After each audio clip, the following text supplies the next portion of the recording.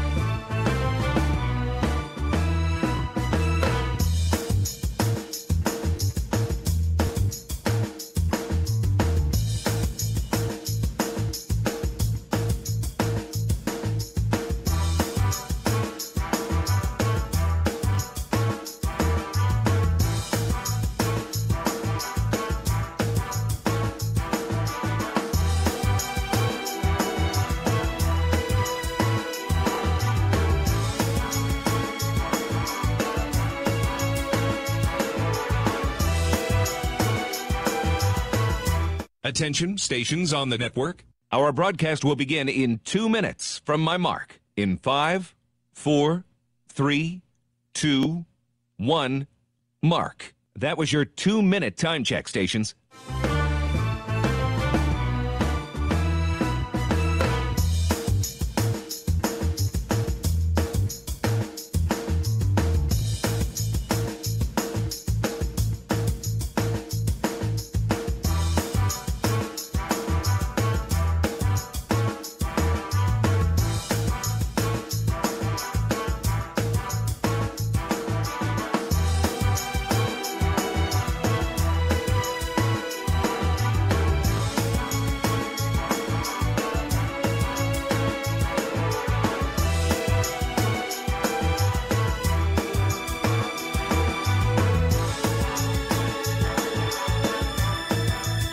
Attention, stations on the network. Our broadcast will begin in 1 minute from my mark. In 5, 4, 3, 2, 1, mark. That was your 1-minute time check, stations.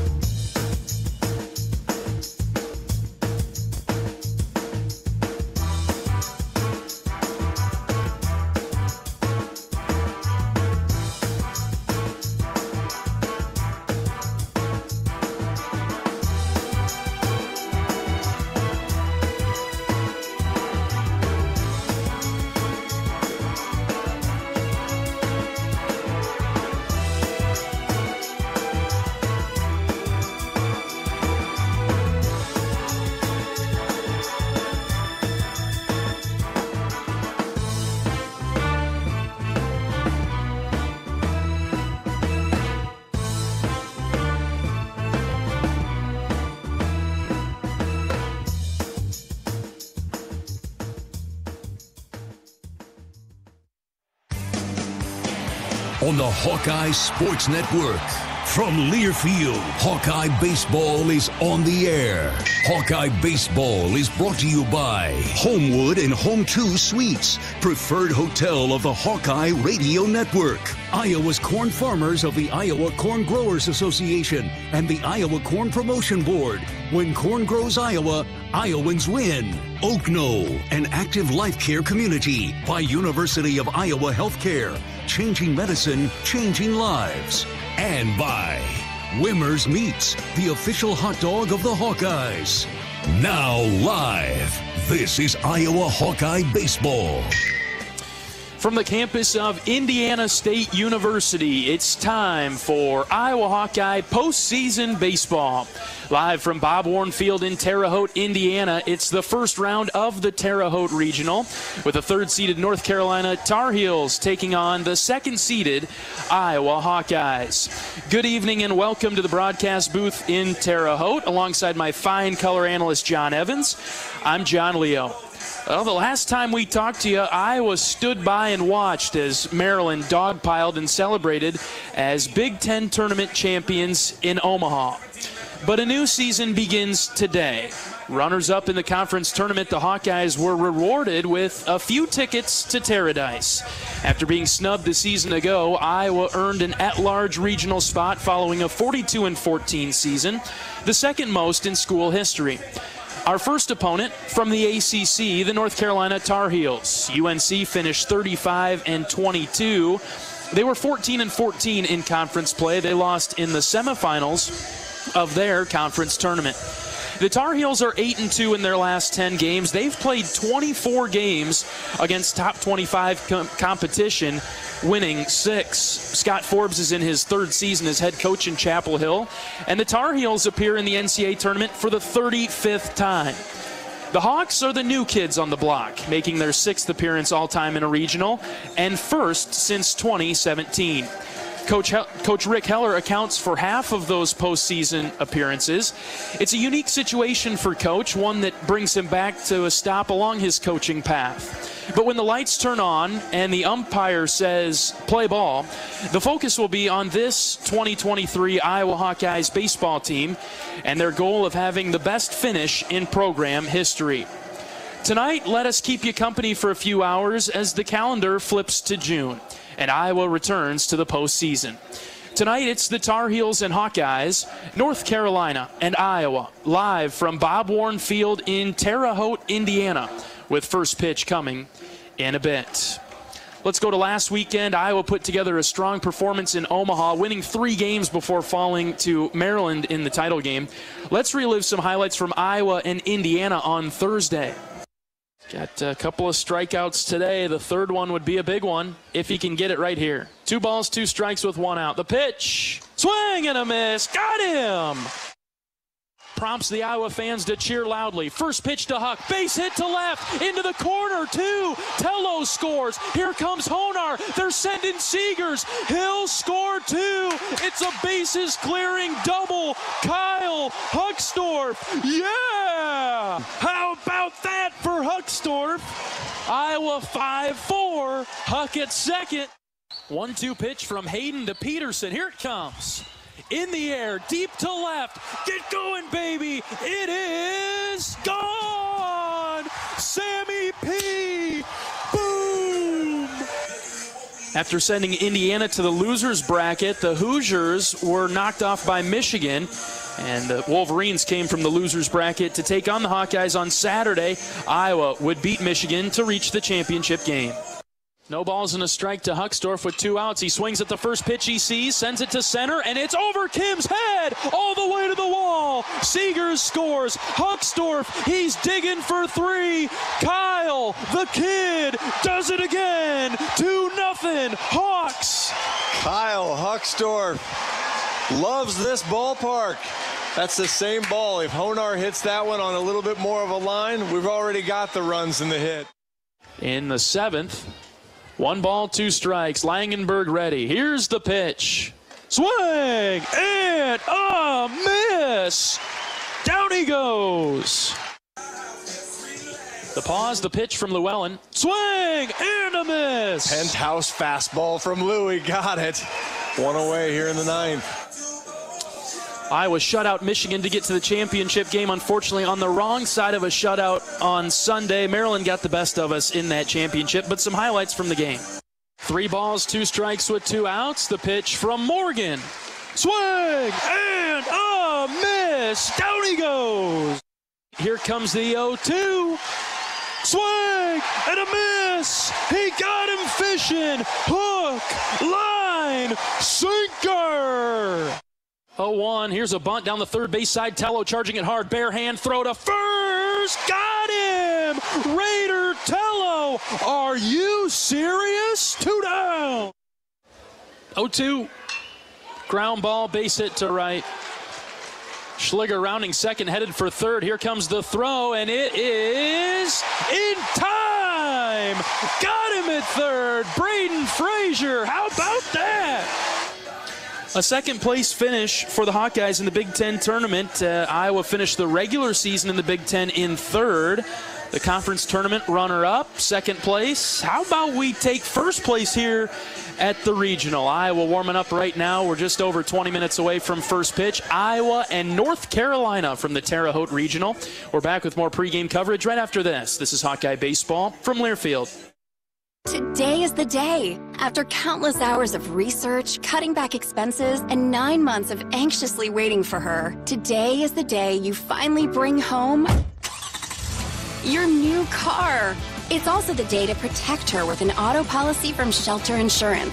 Our policies are competitively priced and include new car replacement coverage if anything were to happen to your new baby. To find an agent near you, visit shelterinsurance.com. We're your shield. We're your shelter.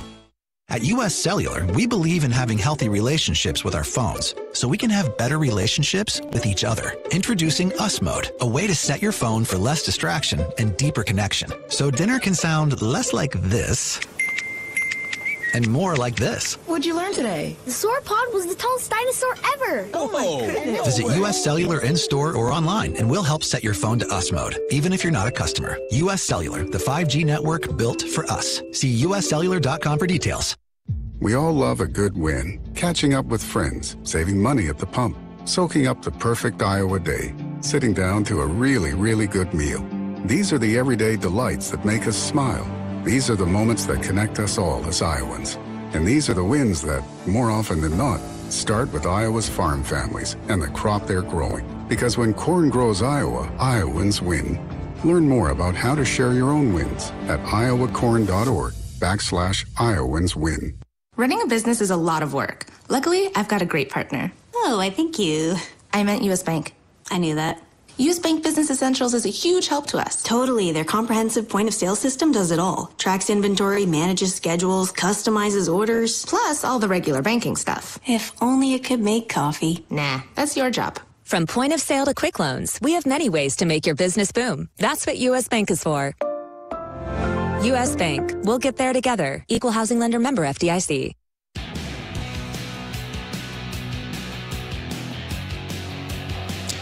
Welcome back to pregame coverage of Iowa Hawkeye baseball. Today, postseason coverage. We're here at the Terre Haute Regional first round. Here in southern Indiana, it's North Carolina and Iowa. This regional, Iowa and North Carolina. The previous game today, Indiana State and Wright State. The Sycamores, the host and the top overall seed here in Terre Haute. They came all the way back and beat Wright State after the Raiders were winning the whole game. Indiana State scored 3 in the bottom of the 8th to win the game 6-5 over Wright State. So that means that the winner of this game, Iowa and North Carolina, will take on the Sycamores tomorrow evening. And the loser will play an elimination game against Wright State tomorrow at 11 a.m. Central Time. All right, John Evans, welcome to the postseason. This is the postseason we've been looking forward to the most and thought that our team could get to when we started this adventure back in February. Yeah, it's just an interesting, you look at the history, you realize, just the 6th time that Iowa's played regional baseball. And so great job by the team and Coach Heller and taking nothing for granted last weekend in Omaha and going out having a good showing and really placed their stamp on a number 2 seed in the region. So great job there. And now you've got to forget all the numbers and just go play baseball and win some games. Let's start with the 2 seed. As we were sitting in the room on Monday, we were, the 60th name called out of 64 in order, but we knew with the Terre Haute Regional still available that we were probably penciled in to go there once we saw all the other teams go off the list. It still made it a little bit nervy in the Feller Club, didn't it? Well, again, when you think about what the history looks like, of Iowa baseball and maybe having some close but not quites on there. Even though you knew the Terre Haute region was hanging around out there, there was really only 4 more spots left. Yeah. And so Iowa had to get one of those and surely did. And so, again, now you have to go perform. It's you've done this now since middle of February for this. And so here it is. Now go do it. You talk about the goals in the preseason, when you're working hard in the fall and the winter. I think maybe for some schools and some programs it is to make a regional. I don't think with this program at this point the only goal left to check off was make a regional. I think it's to win one, John. Right, and I think they certainly have the potential to do it. You look at the different picks around. We're a lot of teams' dark horse picks to be able to win our region and advance. But this team. This team they take care of their business. They don't really worry about that part of it. That's just, hey, what do we need to do? What's our 1/9? Marcus Morgan's going to have to pound the strike zone tonight. This is a patient North Carolina hitting team, but if you can get ahead, you can force them out of the strike zone, and so that'll be important for Marcus to do that. And the flip of that is it'll be important for the Hawkeye hitters to be patient, get balls in the zone, and the pitcher they're facing today and Jake Knapp gives up some damage. He gets on the white part of the plate, and Iowa has the type of crew that can create problems for that. One factor I think is important to note is that this ballpark, which we'll give you the details on in a little bit, it feels closer to Banks than it does to Omaha, for example, right? And I think there's probably some comfort in the Iowa dugout feeling that. Well, there's a lot of different places you could have gone to. You could have went to LSU and 13,000 fans and that kind of screaming environment. On one hand, that would be a lot of fun. It would be, you and I talked about it before of, going to an environment would be great. On the other hand, for the players sitting in the third base dugout today, we're in the Midwest, feels like Iowa City.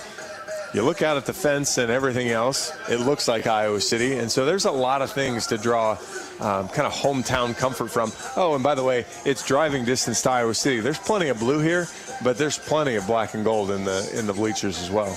North Carolina, they're no stranger to this position. A 35-22 overall record this year, probably not exactly what they're used to. This is their 35th NCAA tournament appearance compared to just our 6th. I remember growing up, UNC always being kind of in it when you got to the College World Series time.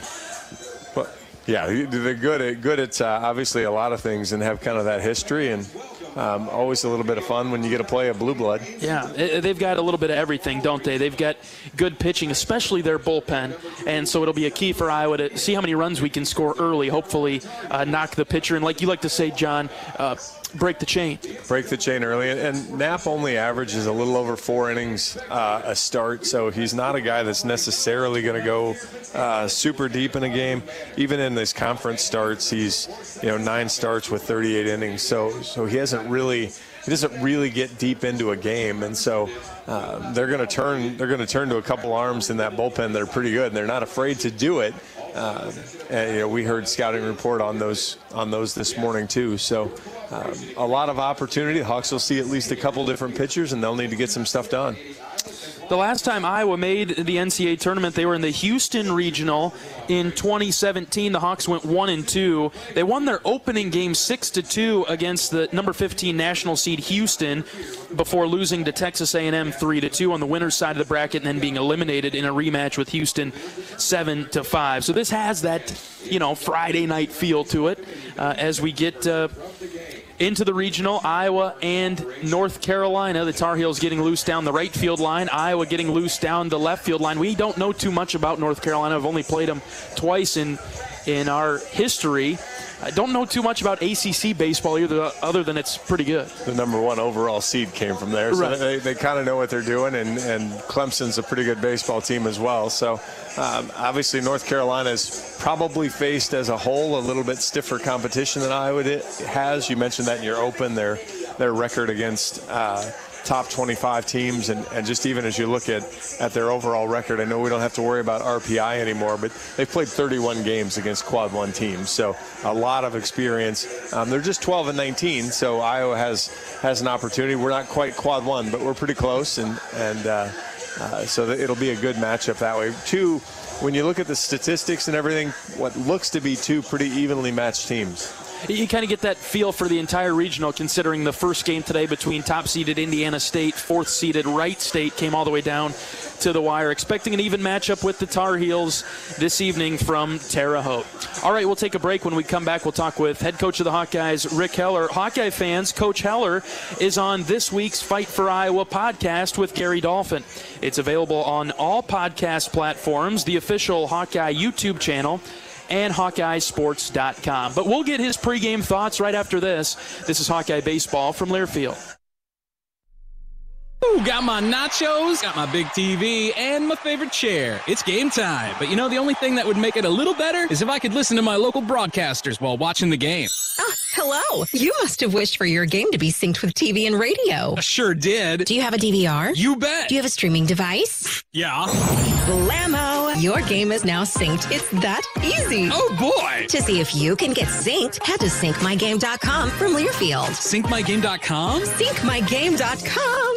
At US Cellular, we believe in having healthy relationships with our phones, so we can have better relationships with each other. Introducing Us Mode, a way to set your phone for less distraction and deeper connection. So dinner can sound less like this and more like this. What'd you learn today? The sauropod was the tallest dinosaur ever. Oh my goodness. Visit US Cellular in-store or online, and we'll help set your phone to Us Mode, even if you're not a customer. US Cellular, the 5G network built for us. See uscellular.com for details.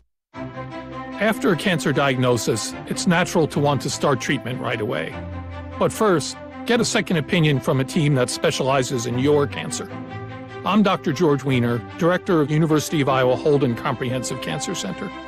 Before you start treatment, you deserve to be confident you have the right diagnosis and know every option available to you. So whether it's with us or somewhere else, get a second opinion.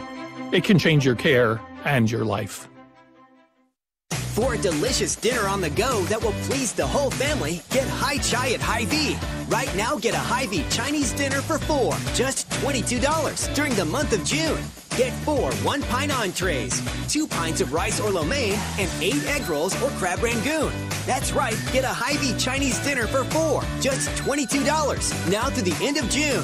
Dine in or carry out the crowd-pleasing, award-winning Hy-Vee Chinese today. Some restrictions may apply.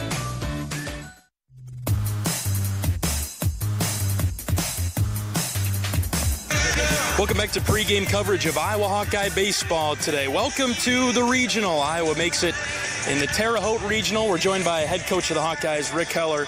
Coach, congratulations on getting here, but I don't imagine that this is the only goal left to attain this season, is it? Well, thanks, John, and no, I mean, we're hoping to come down here and play very well and you know, have a chance to keep playing next week. But it all starts tonight. Seems like it's been forever since we played, and I know everybody's anxious to get it going. Just a final thought on that tournament in Omaha, getting second place. You know, played great in the tournament.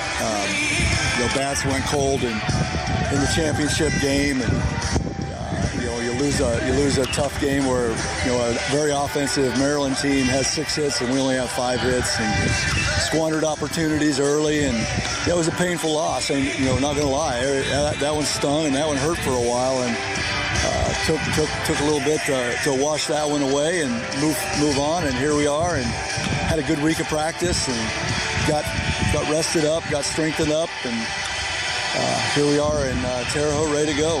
6th regional appearance for the Hawkeye program. You're in charge of half of them, Coach. What is it about your style that helps teams like Iowa get to the postseason? Well, you have to win a lot of games, and sometimes winning a lot of games don't even get you in. You know, you're at the mercy of a system and a committee that isn't favorable all the time. And so, I would tell you it should be 6 here, in my time. We've had at least 6 teams that were regional teams. But hey, we're here this year, and when you play consistent baseball and you beat good teams and they try to get that RPI where they can't keep you out, we've done that. And anything short of a Big Ten tournament championship, you have to get the at-large bid, and not always easy to do, but super happy we got it this year. First time since 2017. What did you learn? What have you learned from the previous 2 times you've made a regional that you can bring into this game to help the guys in their first experience here? Well, it's not easy in the sense that the experience in the regional really helps. Though coming out of the environment that we were in the Big Ten tournament, I think will really help us play a little looser and a little more relaxed, I hope anyway. This weekend being at more of a normal college on campus field. We were playing in front of close to 10,000 people on Sunday, and a little over 2,000 here's the max for seating. So that situation isn't going to hurt us. I think it's going to help us a ton, and really it's just not making it a bigger deal than what it is, and coming out and playing your best and really being in an attack mode. Being in an attack mode when this thing starts, and you run 3 in a row and you're moving to next week, but if you lose tonight, man, it's a tough road, and you're back at the ballpark at 9:30 tomorrow morning. So there's a lot at stake in this game tonight.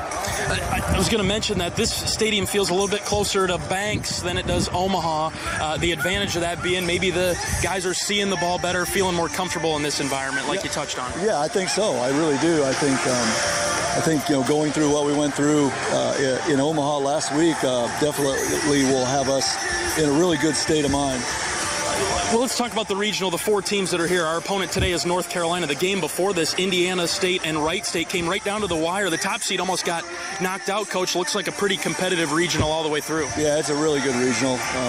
Every team in this regional is capable of advancing from there. And, we're playing a very good North Carolina team, very talented, and we'll have our hands full. We're going to see some really good arms, and we're going to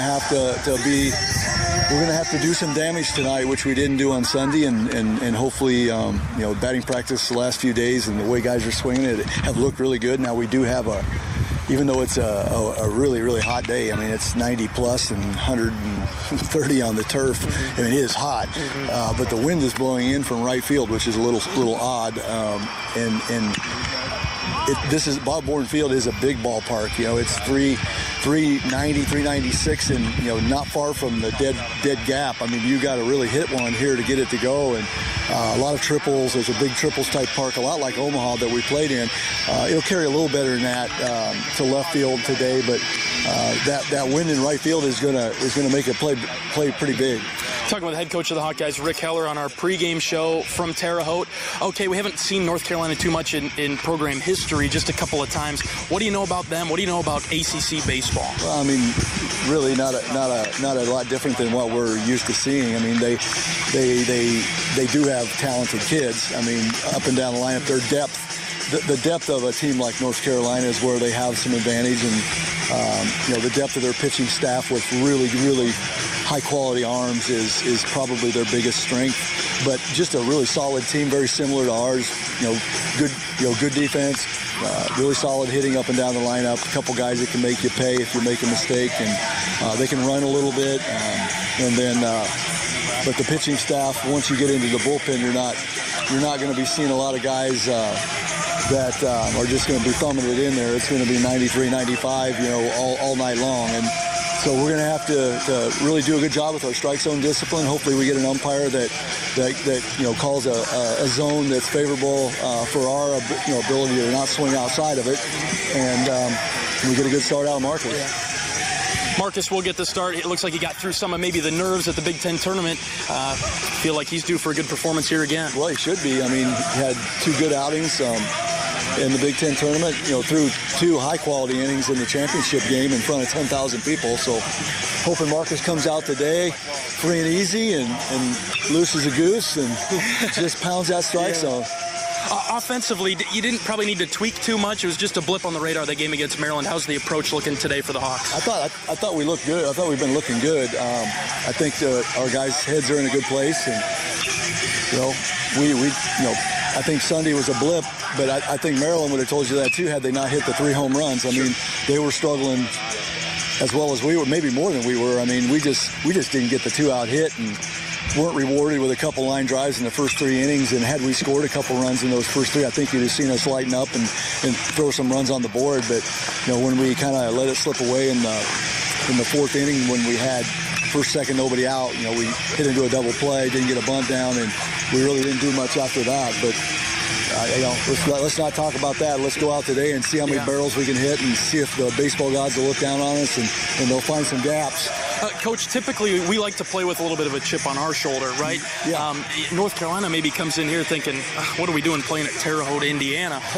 What's our chip? What's our extra motivation other than, hey, we're in the postseason trying to advance? I mean, our chip is to get to Omaha and to get back to Omaha and not be satisfied with this. Our chip is to be able to keep playing together. When you get a special team like this that really gets along with one another and really has great chemistry, you don't want this to end. You want to keep playing, and basically it's win or go home, so we'll see. Coach, a couple of keys to victory today to start this on the right foot here in Terre Haute. Well, we need to get off to a good start. I'd like to see us score runs off a nap in the first 3 or 4 innings before they go to the bullpen, so we're not in a trail situation when they go to their good arms in the 6th, 7th, 8th, and 9th, and not have to be in a try to rally against the quality arms we're seeing. So I think that's really key is getting off to a good start, both on the mound defensively and offensively, and I think those first 4 innings are really big for us today. All right, Coach, thanks for your time. Let's win the day, take down the Tar Heels. All right, thanks, John. Head coach of the Hawkeyes, Rick Heller, on our pregame show from Bob Warren Field in Terre Haute. We're moments away from first pitch of the regional. It's Iowa and North Carolina coming up right after this. This is Hawkeye Baseball from Learfield. At Oak Knoll, our mission is to provide exceptional retirement living and health services through life care. I'm Steve Rowe, Executive Director. We are a not-for-profit life plan community and have served Iowa City for more than 55 years. Our team helps residents create home by living our values of caring, respect, enthusiasm, awareness, teamwork, and encouragement. If you're looking at retirement options, visit our website at oakknoll.com. We want you to lead life your way. Go Hawks! For a delicious dinner on the go that will please the whole family, get Hai Chai at Hy-Vee. Right now, get a Hy-Vee Chinese dinner for 4, just $22 during the month of June. Get 4 one-pint entrees, 2 pints of rice or lo mein, and 8 egg rolls or crab rangoon. That's right, get a Hy-Vee Chinese dinner for 4, just $22, now through the end of June. Dine in or carry out the crowd-pleasing, award-winning Hy-Vee Chinese today. Some restrictions may apply.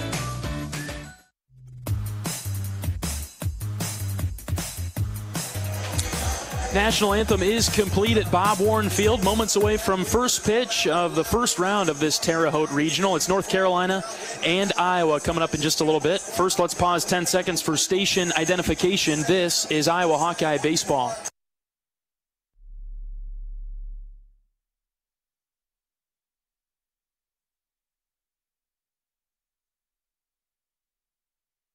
I feel like we said this in Omaha a few times last week, but man, you win this game, you're in really good shape. You lose it, you're in a lot of trouble in terms of advancing out of this regional. Well, the closer you can make it to a weekend series, win Friday, win Saturday, win Sunday. And I get the Captain Obvious statement behind that, but for every win you get, it's one less game you have to play. So if you lose today, you have to play 5 games to win the championship. You lose tomorrow, it's only 4. You lose Sunday, it's still 4, but you can get through in 3. So yeah, very important to get off on the right foot, just to kind of keep your pitching staff as intact as possible. I thought it was interesting because of the fact that North Carolina, maybe they're thinking, wow, we get sent all the way to the Midwest. There are a lot of coastal regions for them to maybe play in. They're a 3 seed. Maybe they feel like they're underseeded a bit coming into this one, and that's probably their chip on the shoulder. That's why I had to ask Coach what our chip is today. Well, and they're 27 in RPI. They're actually ahead of Iowa in RPI. But I think the problem for the selection committee was there were 106 teams that qualified from that region. So it was practically impossible to keep everybody super close to home. So North Carolina got shipped out for one reason or another and came up here. But I think the Iowa chip is it's still new. It's hey, we're not considered the team that's really supposed to be here. We're not considered the team that's supposed to be the 2 seed. Nobody really respects us as a baseball program. So let's go put our stamp on this season and show them what Iowa baseball's about. Iowa and North Carolina have met twice. The overall series tied at 1, each team winning a game. The Hawkeyes and Tar Heels last met on February 29th of 2020 at the Cambria College Classic at U.S. Bank Stadium in Minneapolis. Iowa beat North Carolina 5-4 in 10 innings. Braden Frazier, he's on this team here in 2023. He had a 2 RBI single in the 9th to bring Iowa within 1. The Hawks would win it in the 10th. Iowa and North Carolina also met in the Northeast region of the 1990 NCAA tournament. The top-seeded Tar Heels edged the 3rd-seeded Hawkeyes 5-3. All right, we're moments away from first pitch. Let's take our final pregame break. When we come back, we'll get you starting lineups. And first pitch, North Carolina and Iowa coming up right after this. This is Hawkeye Baseball from Learfield. Knowing that I can make a difference in my patients' lives keeps me motivated every single day. Hi, I'm Dr. Kanya Ferguson at University of Iowa Healthcare. With academic medicine, we see the toughest cases, so we're always innovating. And we bring the best minds together to collaborate, so there's more brain power focused on you. Because that leads to exceptional care for our patients and our community. See how at uihc.org. Got my nachos, got my big TV, and my favorite chair. It's game time. But the only thing that would make it a little better is if I could listen to my local broadcasters while watching the game. Hello. You must have wished for your game to be synced with TV and radio. I sure did. Do you have a DVR? You bet. Do you have a streaming device? Yeah. Blammo! Your game is now synced. It's that easy. Oh, boy. To see if you can get synced, head to syncmygame.com from Learfield. Syncmygame.com? Syncmygame.com.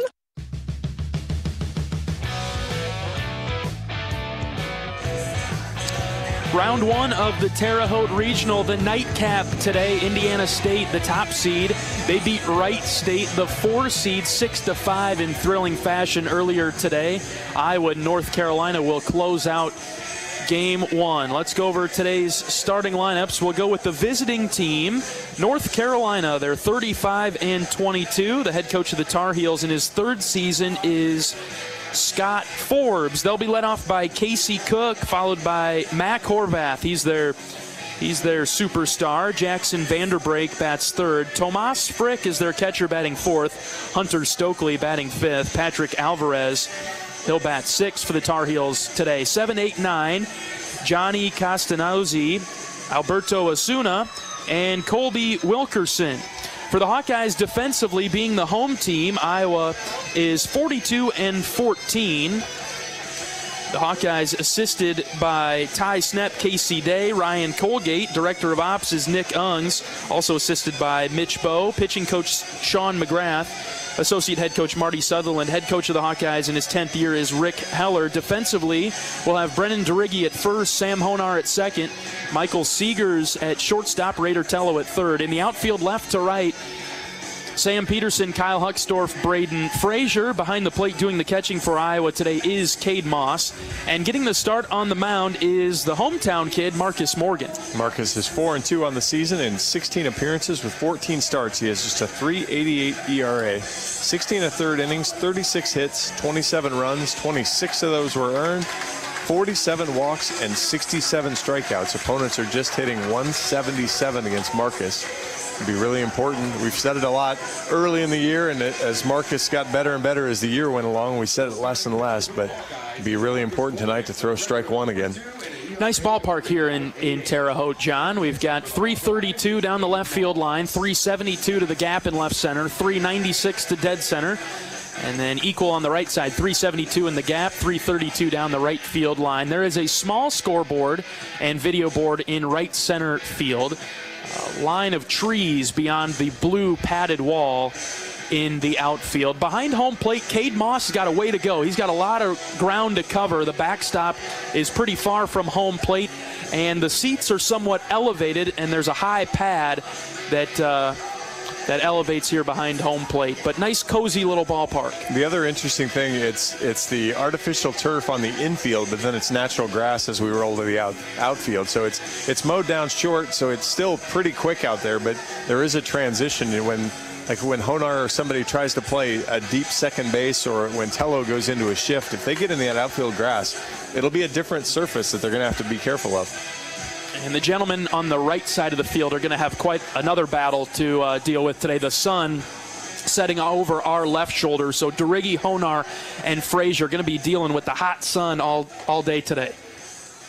The heat will be fine. It'll be the light it puts off that's a problem. Boy, the turf is going to amplify the heat. Here in Terre Haute, it's currently 92 degrees at 7:05 local time. That's pretty warm, isn't it? We still have a few more hours of sunlight. That is pretty warm, and yeah, we've got probably at least an hour and 45 or 2 more hours of sun, and lots of strike throwing by Marcus Morgan will get us out of here right about sunset. All right, Casey Cook is in the box. He's their right fielder, a left-handed hitter, and he'll face off against Marcus Morgan.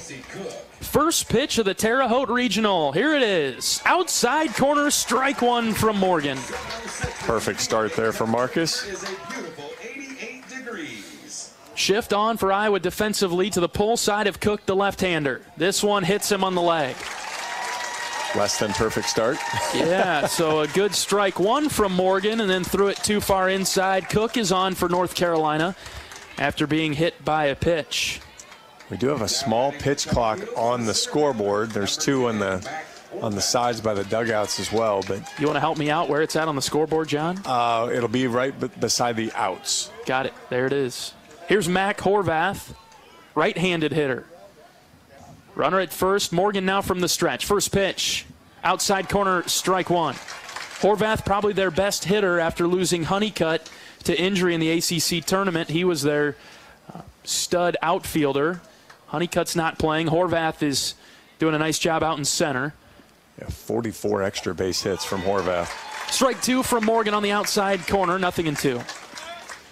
20 doubles, 22 home runs, so a lot of pop, still hitting over 300, and steals bases, so good all-around player. Iowa shifted to the pull side of him, too. The 0-2, sawed off and fouled over our heads to the right. We'll do it again at 0-2. And Marcus's the pitch that he hit Cook with wasn't a terrible pitch. It wasn't like he threw it behind him and hit him. So Marcus has done a nice job so far being in and around the strike zone. Short lead at first base. Here's the 0-2. Swing and a miss. Morgan gets the strikeout. Good bounce back there to stay focused and get a very dangerous hitter. Still has, a whole handful more coming up, but good job there getting through that one. Yeah, great bounce back, like you said, John, to get that out. And then you're a ground ball away from getting totally out of trouble here. North Carolina, they've got a team batting average of .285. They've got 6 hitters with averages over 300. This is another one, Jackson Vanderbrake. He's their second baseman, right-handed hitter. Runner at first with 1 out, top of the first inning. First pitch from Morgan is high at the eyes, ball 1. And where Vanderbrake's exceptional is the 37 walks and 36 strikeouts. So you throw in 11 hit by pitches, and he's got a lot more free bases than the opposite. 0-1 from Morgan, up and over the head of the batter. It gets to the backstop, throw down to second base after it bounces off the pad is not in time, and so Cook gets to second. A couple of free bases for the Tar Heels here in the first. Count is 2-0 to Vanderbrake. Slow break there for Cook as it kind of took everybody by surprise. And Moss actually had a chance to throw down as the ball ricocheted off the backstop pretty quickly. Yeah, so that's how it's going to be. That pad, it doesn't give very much. It'll send it right back to the catchers, something to keep track of when you're on the base pass. 2 balls, no strikes. Runner at second with 1 out. This one almost hit the batter again. Morgan threw it above him. He ducked out of the way of it. Morgan's missed high and tight. And Vanderbrake has ducked out of the way of back-to-back pitches now. Yeah, the first one was a fastball that he kind of let go of too soon, and then that one was a breaking ball that slipped out of his hand as well. 3 balls, no strikes. Morgan taking his time, the pitch. Outside corner, strike one. Caught the high portion of the zone as well. Was it back to an old 70s bean brawl? You're trying to get the guy and you missed him, so you went after him again. Right, that's what it almost felt like. 3-1 is the count now. Morgan comes set. Moss setting up outside the pitch. Swing and a miss. Threw it right by him. If you're Vandenbrink, you had to be a little on edge standing there as the two pitches sailed over your head. So see if Marcus can come all the way back here now. Good job so far. Might as well finish the deal. Full count pitch from Morgan to Vandenbrink. Here it comes. High, ball 4.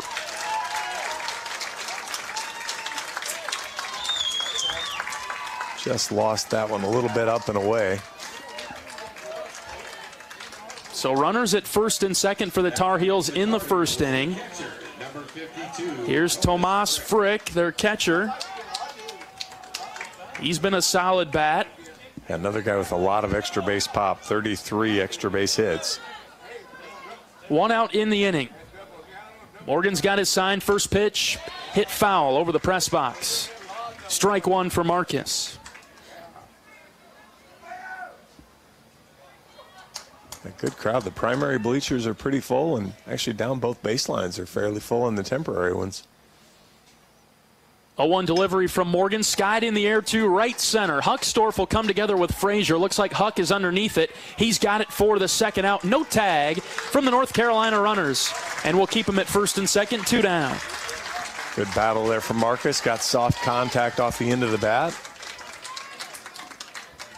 Oh, he's one batter away from working himself back out of trouble. North Carolina's been kind of an interesting read as we were doing our scout. They walk a lot, they strike out enough, but they swing a little bit above average, right? So they're kind of all over the place. Hard to pin down what kind of offense they are. Yeah, I think it depends on which guy you've got in the box. They have a couple of really outstanding hitters, and then guys that maybe like to swing the bat a little earlier in counts, but a little bit of both. You've got, like with Stokely here, you've got 47 strikeouts, just 22 walks. So go attack him here. He's their big first baseman, left-handed hitter. 1-0 pitch from Morgan, way low and in, ball 2. Marcus trying to back him up off the plate a bit.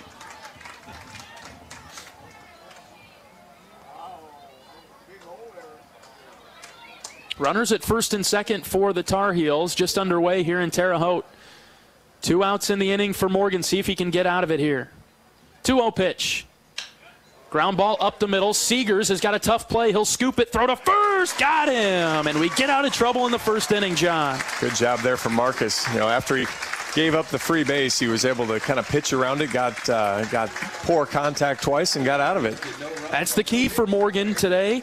He does a nice job to hold the Tar Heels to nothing in the top of the first. Ben Wilmus, Sam Peterson, Brennan DeRiggi. They'll be in the box first for Iowa. When we come back, this is Hawkeye Baseball from Learfield. You probably know that a natural gas leak smells like rotten eggs. But what does a gas leak look or sound like? If you hear a whooshing or hissing sound, see dirt, dust, or water spraying from an area, or you get dizzy or queasy, leave the area immediately, then call 1-800-595-5325 once you're safely away. See MidAmericanEnergy.com for more safety tips. Paid for by the customers of MidAmerican Energy. We all love a good win. Catching up with friends, saving money at the pump, soaking up the perfect Iowa day, sitting down to a really, really good meal.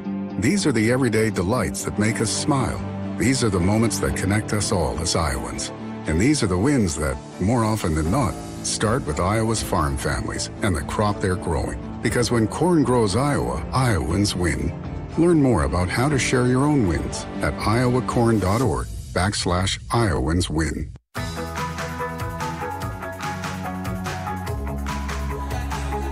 Iowa holds North Carolina scoreless in the top of the first. Let's see if we can get on the scoreboard here in the bottom half of the inning. Here's the batting order for the black and gold today. Ben Wilmus, the DH, he'll lead things off, followed by power hitters Sam Peterson and Brennan DeRiggi. Middle of the order for Iowa today, Raider Tello, Sam Honar, and Michael Seegers. 7, 8, 9, Kyle Huckstorf, Braden Frazier, and Cade Moss. They'll take on a tall right-hander for the Tar Heels, Jake Knapp.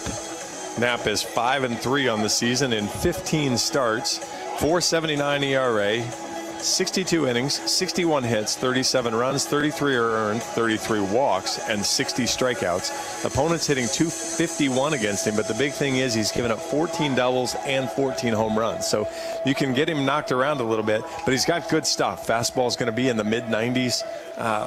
He's going to throw a changeup primarily to right-handers, and he'll come back with a slider to left-handers, but that's kind of the mix. You know, we heard in the scouting report this morning, the big thing for Hawkeye hitters, try to shrink the zone on him. He doesn't throw his off-speed stuff for strikes very often, so really stay disciplined in the zone. Don't go chasing out and look for that fastball that you can do some damage to. We'll have a righty-on-righty matchup to get us started in the bottom of the first. Ben Wilmus is in the box. Wilmus stands in. First pitch from Knapp. Ben pulled back a bunt attempt. It's in there for a strike. North Carolina in their traditional classic Carolina blue tops with Tar Heels spelled out in cursive across the chest. They've got white baseball pants, navy blue ball caps in the field. 0-1 pitch to Wilmus. He fouled it back, 0-2. The Hawkeyes wearing all white today with script Iowa spelled out in black across the chest. The Hawks have white baseball pants. They're wearing their gold caps with the black bills in the field. Iowa 8-0 when they wear this uniform combination. No balls, 2 strikes. The pitch to Wilmus. Right down the middle, called third strike. 3 straight fastballs from Knapp there. Just overpowered Wilmus there. Clearly expecting spin or something there. Yeah, he must have. He was trying to think of what the scouting report said of when he comes back with that. But you're going to have to, whether you're expecting it or not, you're going to have to be able to react and try to at least fight it off if you're looking spin. 1 out in the inning. Here's Sam Peterson. First pitch low and out, ball 1. Oh, good. He can throw a ball. There we go. Peterson has had a very strong season. First team all Big Ten. Here's the 1-0 pitch to Petey. Shoots it into left field. Down for a base hit. Ooh. Almost hopped over the left fielder. He had to jump up. That's Alvarez out there and stop it from getting to the wall. The Hawks with the first hit of today's game. It comes from Peterson. Just taking a quick look out there. Alvarez is not a big guy, but boy, that ball looked like it hit a little trampoline and almost jumped over his head, which would have been a lot of fun. Yeah, 5'7" out there in left field. Maybe one of Petey's top spin balls will give him some benefit of the doubt. Here's Brennan DeRiggi, left-handed first baseman for the Hawks. First pitch from Knapp's in the dirt, ball 1. You know, Petey's a decent running threat. Petey's a really good running threat over there, but Knapp's pretty quick to the plate, and obviously with mid-90s stuff, it's not the easiest to run on. Long pause, 1-0 pitch to DeRiggi, outside, ball 2.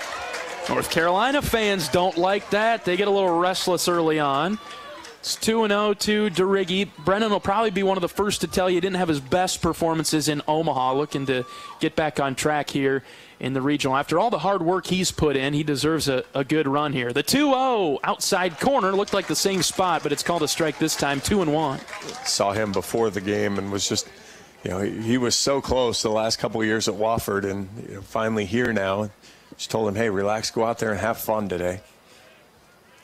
Petey at first base, the 2-1 to DeRiggi. In the dirt, ball 3. Good hang there from Brennan to not swing at that one. We're not ready for golfing season yet. It's 3-1. Good block by Frick as he does a nice job behind the plate helping his pitcher out. He's one of the best defensive catchers in the ACC. He's had a couple to protect there. The 3-1 to DeRiggi. Outside corner on the fastball. Full count now. Brennan's in a position where he can go anywhere in this ballpark. He can turn on one, pull it down the line and right. A lot of room in left center as well for the Hawkeye power hitter. Knapp looks in for the sign. He nods in agreement. Full count pitch to DeRiggi. Here it comes. Low, ball 4. That was close, but good job by Brennan. Good eye there. Didn't go down chasing that. You know, we were talking before the game, the ball really does carry out well to left center field here because you have a wind that's blowing almost straight in from right, but it really seems like it kind of just funnels over toward that left field foul pole. So if you can get a ball going toward 372 out there in left center or left of it, I think you've got a good chance to get one out here tonight. Here's Raider Tello. First pitch low from Knapp. Not a lot of room on the low portion of the zone. I want to go back to DeRiggi for a second. He saw, how many pitches there? 6? And he didn't swing at one of them. No. How often do you see that out of him? But it's a good thing he didn't. He would have been chasing. 1 ball, no strikes to Tello. Runners at first and second. The pitch. Rader popped it up down the right field line. First baseman, right fielder giving chase over in foul territory, and it'll get down. Foul ball. New life for Tello. Got away with that. Got away with that there. There's reasonable foul ground here down both lines.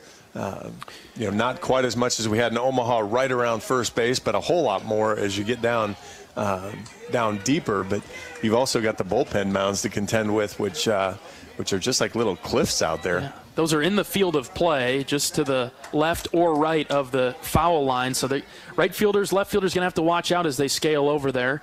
1 ball, 1 strike to Tello. The pitch, low and in, ball 2. Good discipline so far from the Hawks. Well, and that was, we heard that. That's the really important part, is get him onto the plate. Don't go helping him out, especially if it's not a fastball.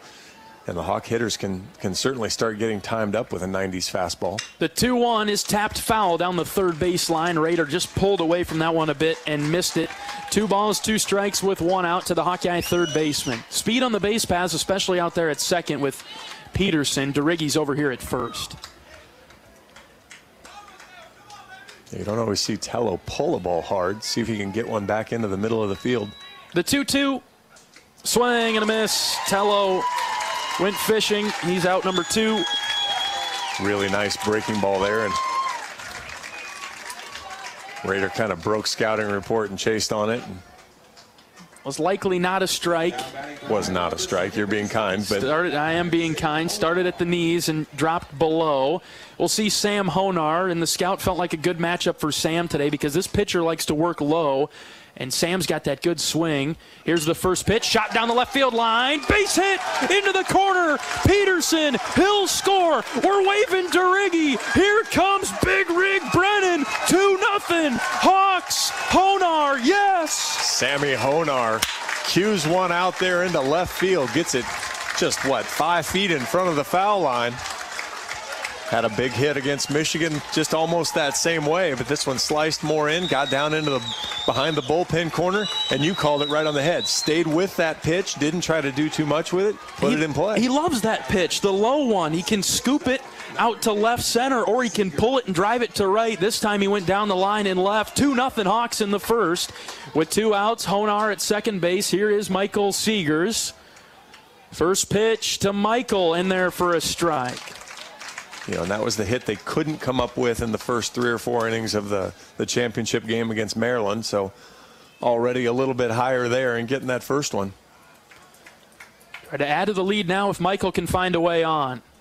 Good hands there from Seegers. Didn't chase that pitch that Tello did a moment ago. It's 1-1. Well, and he was full go, but then he recognized it quick enough and was able to stop.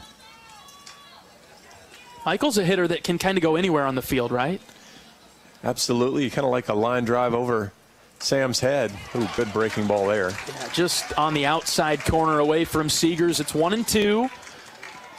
But again, that's one that you just kind of, you tip your cap and say, okay, nice job. I don't think you can do it again to me. Right. A ball and 2 strikes. Snap is ready. Here's the pitch to Seegers. Fastball low and out, backhanded rather, by Frick behind the plate. Count even at 2. Yeah, Siegs, they're giving Siegs a lot of room over left center. A bouncer kind of right back up the middle past Honar could drive in a run. The 2-2. Chopper up the middle. This will be a tough play. Vandebrake picks it up, throw on the run to first. Called out. Seegers out by a fraction of a footstep. But we'll take it. Iowa gets on the board first, courtesy of the 2 RBI double from Sam Honar. Hawks lead at 2-0. We're back for the second right after this. This is Hawkeye Baseball from Learfield. At Oak Knoll, our mission is to provide exceptional retirement living and health services through life care. I'm Steve Rowe, Executive Director. We are a not-for-profit life plan community and have served Iowa City for more than 55 years. Our team helps residents create home by living our values of caring, respect, enthusiasm, awareness, teamwork, and encouragement.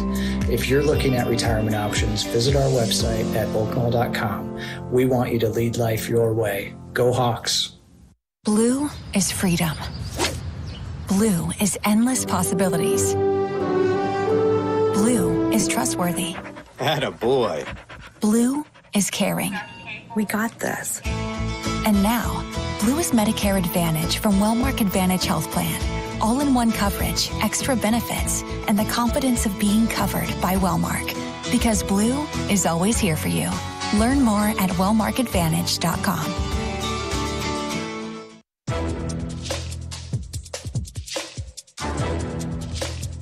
This copyrighted broadcast is an exclusive presentation of Learfield under the broadcasting rights granted by the University of Iowa. Reuse of this presentation is prohibited without the expressed written consent of the university and Learfield. Announcers are provided by Learfield and approved by the university. Iowa out to the early lead on North Carolina, 2-0 as we get to the top of the second. First objective of today's game, check, get the early lead and give Marcus something to work with. Right, you just, kind of had to work through the nerves in the first inning, got through there, didn't give up a run, a couple base runners, but didn't give up a run, and then now he's got the lead. So hopefully that just kind of relaxes him a little bit more, lets him go after these hitters and really get it done.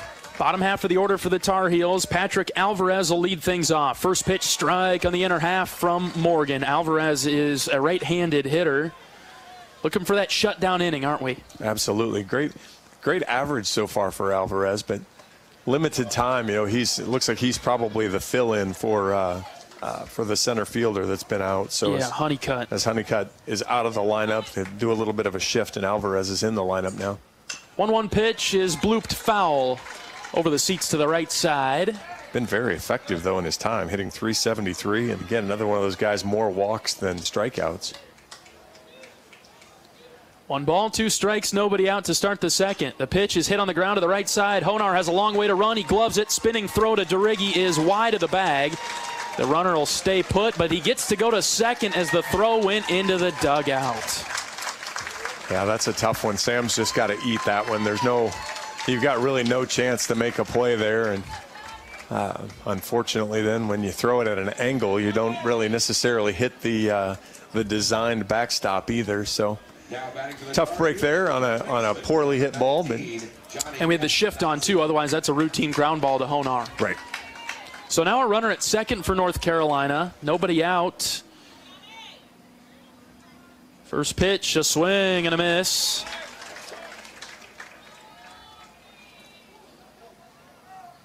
Castanazzi in the box, right-handed hitter, third baseman. Notice how you didn't have any trouble ripping off that Italian name. Just bang. That one came second nature to me. Here, this one's outside from Morgan. It's 1-1. It's a little bit of trouble here now in the second. But, boy, that first pitch from Morgan that this guy swung at, he had him totally fooled. He must have been guessing. 1-1 is the count here with nobody out. Pitch from Marcus inside. Almost broke back in for a strike. Castanazzi bent out of the way, but it was just too far inside from Marcus. 2-1. Really good pitch there. It looked like it came back across, but spot of the lineup, Marcus will need to attack here. Yep. Long pause, the 2-1 pitch, ground ball up the middle. Honar is there for this one. He'll step and throw to first base to get the out. The runner Alvarez goes from second to third on the backside. 1 out in the inning. More weak contact off Marcus, but now it'll see if he can get a strikeout against a guy that is hitting .228 and has struck out 61 times. So it's a chance to get that out as infield's going to play back. They'll give up the run if he gets that same weak contact again. And this is their DH. In the 8 spot, Osuna in the box. Right-handed hitter, swing and a miss. Free swing there, and he missed everything. Iowa leading 2-0 in the second, but North Carolina threatening. They've got a runner at third with 1 out. Infield will come in now for the Hawks.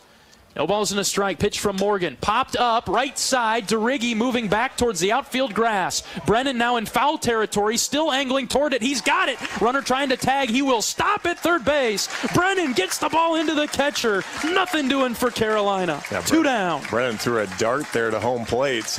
And good thing he did, because there's nobody backing it up. Right, and it's kind of that same idea. You almost want him to not throw that, but it's a good fake there from the runner. So Alvarez made a good enough move that he had to throw it. Alvarez jams on the brakes, hustles back. Cade Moss was ready to put the tag on. Bottom of the order with Wilkerson, left-handed hitter. He's their shortstop. 2 down, runner at third for Carolina. Iowa leading 2-0. First pitch from Morgan. Strike one. Outside corner. Oh, Wilkerson turns around. He spins out of the box. Couldn't believe it. Not sure why he was so stunned by that. He's back in the box now, choked up on the bat, trying to shorten his swing. 0-1 delivery from Morgan. Ground ball right side, foul into the Carolina dugout. 0-2. Iowa fans occupying the seats over to our left, nearest the Iowa dugout. Carolina blue over here to the right. Let's see if Marcus goes to the fastball now to put him away. 0-2. High fastball just out of the zone, ball one. Don't mind that one bit. Runner at third base for North Carolina. Hawks lead it 2-0 in the top of the second. Now the other plays you've got is the pitch that he hit Cook with. Try to back foot a slider. Chopper right back to Morgan. He's got it. He'll high step over to first base. Underhand toss. We get out of the jam in the second. I love a little personality from Marcus there. Is big high step over, a little flip to DeRiggi. Basically a leadoff double. It was a single and an error for North Carolina. They get their runner to second base, but Morgan gets out of the jam. Nothing doing for the Tar Heels. And had the runner at third with less than 2 outs. So good job of pitching there for Marcus to get around that and got the shutdown inning. That's right. Huckstorf, Frazier, and Moss will look to add to Iowa's lead when we come back. 2-0 Hawks. This is Iowa baseball from Learfield. At Oak Knoll, our mission is to provide exceptional retirement living and health services through life care. I'm Steve Rowe, Executive Director. We are a not-for-profit life plan community and have served Iowa City for more than 55 years. Our team helps residents create home by living our values of caring, respect, enthusiasm, awareness, teamwork, and encouragement.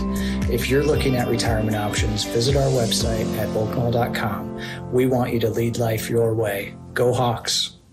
After a cancer diagnosis, it's natural to want to start treatment right away. But first, get a second opinion from a team that specializes in your cancer. I'm Dr. George Weiner, Director of University of Iowa Holden Comprehensive Cancer Center.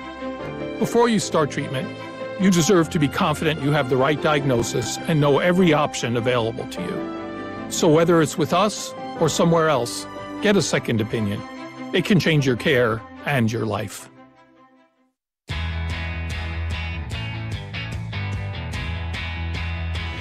John Evans and John Leo in the broadcast booth at Bob Warren Field on the campus of the Indiana State Sycamores. They're the host of the Terre Haute Regional. This game does not feature Indiana State, North Carolina, and Iowa. Bottom of the second, Hawks up 2-0. That shutdown inning felt bigger than just a 0 on the scoreboard, considering how it started for North Carolina. Well, it would have been really easy to kind of just give up a run. You know, you're still ahead, but you give up a run. So really important there. You got the 0, you got the round, the round number there, and got out of it without letting them get into the lead. Huckstorf, Frazier, and Moss, bottom third of the order for the black and gold, coming up trying to add to Iowa's lead. Huckstorf had a great time in Omaha. Great player when the lights are shining the brightest. First pitch to Huck, inside ball one, a floater from Knapp. Just looking, you mentioned the host not here tonight. They scored 3 in the bottom of the 8th inning. And there was a pitch clock violation. There was all kinds of weird stuff that happened in the bottom of that inning. High fastball missing, 2-0. It was 5-2, and Indiana State got 1 in the 6th and then got 3 off the bullpen to stay on the right side. 2-0 pitch to Huckstorf. Hit foul in the air to the right side. Wright State's pitcher was in the game for a long time. He made it all the way to the 8th, and he was outstanding. But, boy, you flipped it over to the bullpen, and the Wright State bullpen could not get it done. So the winner of our game, North Carolina and Iowa, will play Indiana State tomorrow night. 2-1 pitch to Huck. That dropped in there for a strike, 2-2. Gongora went 7 1/3, gave up 9 hits in the end, struck out 7, but ended up giving up 5 earned runs. And Haught came in and got the loss with a hit and an earned run, and in 2/3 of an inning. 2-2 is swung on and missed by Huckstorf. He's out number 1. Boy, a really nice job there from Knapp to battle back after falling behind 2-0. You saw Huck kind of chase that breaking ball down again below the zone. So Huck's on that 2-2 pitch. He's going to like to go. He likes to try that off-speed stuff. So Hawks will have to be disciplined enough to let that go below the zone. Here's the veteran Braden Frazier. Fastball outside corner, strike one. Quite a bit of difference in velocity when it comes from the fastball to the breaking ball. Yeah, he pops in that fastball again. You're talking about mid-90s, and those breaking balls are all in the low 80s. There is a breaking ball on the inside corner, 0-2. You can really tell the visual difference, too. Well, that's why trying to see it out of the hand. It's one of the things that Hawk hitters train for, all year long. 0-2 pitch. Frazier hits it on the ground, through into right field. Base hit for B4 in the second. And that's exactly the approach you have to take is, even if you think it might be a breaking ball or you're going to try to fight off a breaking ball and then all of a sudden you see, oh, geez, that's the fastball. Frazier just stuck right with it, rolled it right past the shift. And it's a one-out single. Right. Got down the line into right. And so Frazier's on first base with one out in the Iowa second. Hawks on top of the Tar Heels 2-0. Here's Cade Moss. Bottom of the order for the Hawks. Cade shoots one into right. That's a base hit and into the corner. Frazier rounding second, headed for third. Moss trying to get to second base. He is safe at second base. It's a double for Cade. That's not Cade's corner. Whoa! He went to the anti-Cade's corner. He went the other way, although that's where he got his triple from when he pounded one that way. Just, again, really nice job from Cade of going with the pitch. Didn't try to do too much with it. Both Hawkeye hitters just kind of stuck the bat out on it, just put it in play. We heard that in the scouting report. Go the opposite way. If he wants to throw fastball out on the outer part of the plate, just go with it. Just poke it out that direction and go. Were those some afterburners on Cade Moss? He got moving to second. Hawks in business. One of them might have been sputtering. Here's Wilmus. First pitch. Low and out, ball one.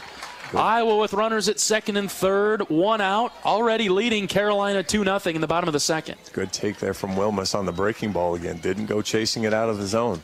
Corners in for the Tar Heels. 1-0 pitch to Ben. Low, ball two. What a spot here for the Hawks. Execute, execute, execute. See if he gives Ben the take sign or if he's probably going to get a fastball here. Knapp comes set. He's ready with the 2-0. Outside, ball three.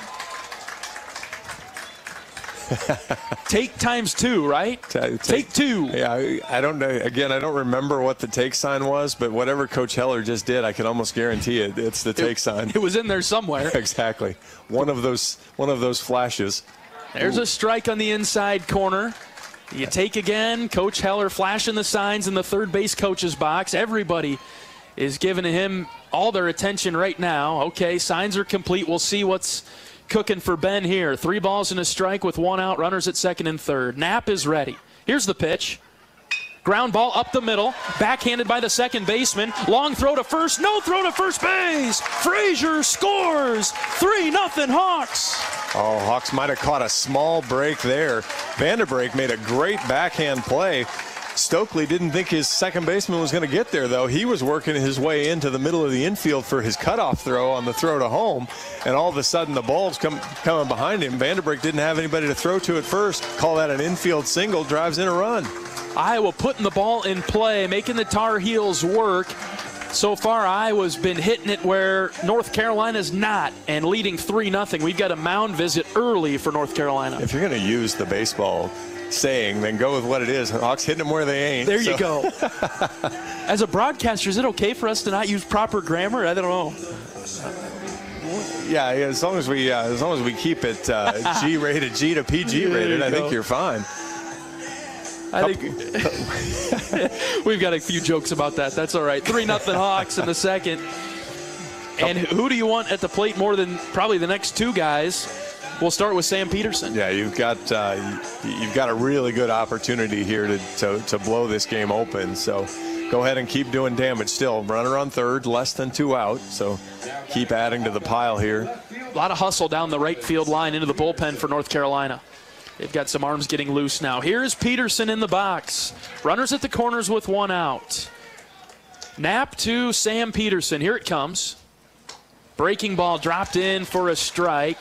Sam watched it go by. That's a really good pitch. I mean, Sam's got to be kind of sitting there ready for a fastball, and if he gets one, he's probably going to try to ambush it, but instead you throw just a fantastic off speed for a strike. Long pause from Knapp on the rubber. Here's the 0-1 pitch to Petey. That's high this time, ball 1. Let's went right back to it, tried to double up again. Wonder if you get any thought to Wilmus maybe taking off. Get out of the double play if you can. A ball and a strike with 1 out. Pitch to Peterson. Check swing didn't go. Wilmus takes off for second base, and he got there after Frick bobbled it behind the plate. Well, and that's kind of exactly what you said. Wilmus is going to go. Frick picked it up in plenty of time. Could have thrown him out, but with the runner on third, he decided to hold it because Wilmus could have stopped, and got AC down in the bullpen warming up for North Carolina. He's one of their better ones. Runners at second and third with 1 out. 2-1 pitch to Peterson in the dirt. In fact, it bounced in front of the plate. Good job by the Tar Heel catcher to knock it down. What a great block there from Frick, as that ball wasn't even close to home plate. But now you're sitting there. If you're Petey, you're going to look fastball, and Bovair is also warming up. So a couple arms down in the Carolina bullpen. 3 balls and a strike to Peterson. Fastball in the outside corner. Sam was taken. Full count now. And even if he wasn't, that's really not a pitch he's going to be able to do much of anything with. So really good pitch there from Knapp to bounce back. So you got to sit on fastball here if you're Petey. Try to fight off anything that's spinning. Hawks up 3-0. Here's the full count pitch to Peterson. Swing and a miss. Might have chased one up and in there. Close. Probably. Yeah, I don't blame him there. And, you know, we heard in the scout, too, that Knapp doesn't go up in the strike zone very often to try to get a strike. That one had pretty good arm side run. They're going to go ahead and walk DeRiggi and bring up Tello. All right. So an intentional walk to Brennan DeRiggi will load the bases for Raider Tello. And I took that personally. I hope that we've done a good job explaining to our audience the type of person that Raider Tello is. I bet he might have taken some exception to this. Let's see if we can make him pay. It's good baseball, but there needs to be some offense taken here. More importantly, needs to be some plate discipline now, though. First pitch to Raider. Outside corner, strike 1 with the breaking ball. It's good baseball to walk DeRiggi to load the bases. Let's see if we can counter with some good baseball of our own here offensively. Well, exactly. And, Knapp did a really nice job. Got Tello to chase in the first at-bat, so Raider will have to show him he's improved a little bit. 0-1 pitch with 2 outs to Tello. Chopper up the middle. Shortstop moving forward. He'll grab it, throw to first base. Is in time to get Tello. And that'll do it for the Hawks in the second. We get 1 run, maybe could have got more, but Carolina gets out of further trouble. Iowa 3, North Carolina nothing. We'll bring the third to you right after this. This is Hawkeye Baseball from Learfield. Knowing that I can make a difference in my patients' lives keeps me motivated every single day. Hi, I'm Dr. Kanya Ferguson at University of Iowa Healthcare. With academic medicine, we see the toughest cases, so we're always innovating. And we bring the best minds together to collaborate, so there's more brain power focused on you. Because that leads to exceptional care for our patients and our community. See how at uihc.org. At Mid-American Energy, we want to help keep you safe around power lines and electrical equipment. Always assume a power line is energized, even if it's on the ground. To avoid the risk of an accidental shock or electrocution, avoid touching a power line with anything. And when you see high voltage warnings on transformers and substations, stay away. We care about you and your safety. Get more tips at midamericanenergy.com. Paid for by the customers of Mid-American Energy.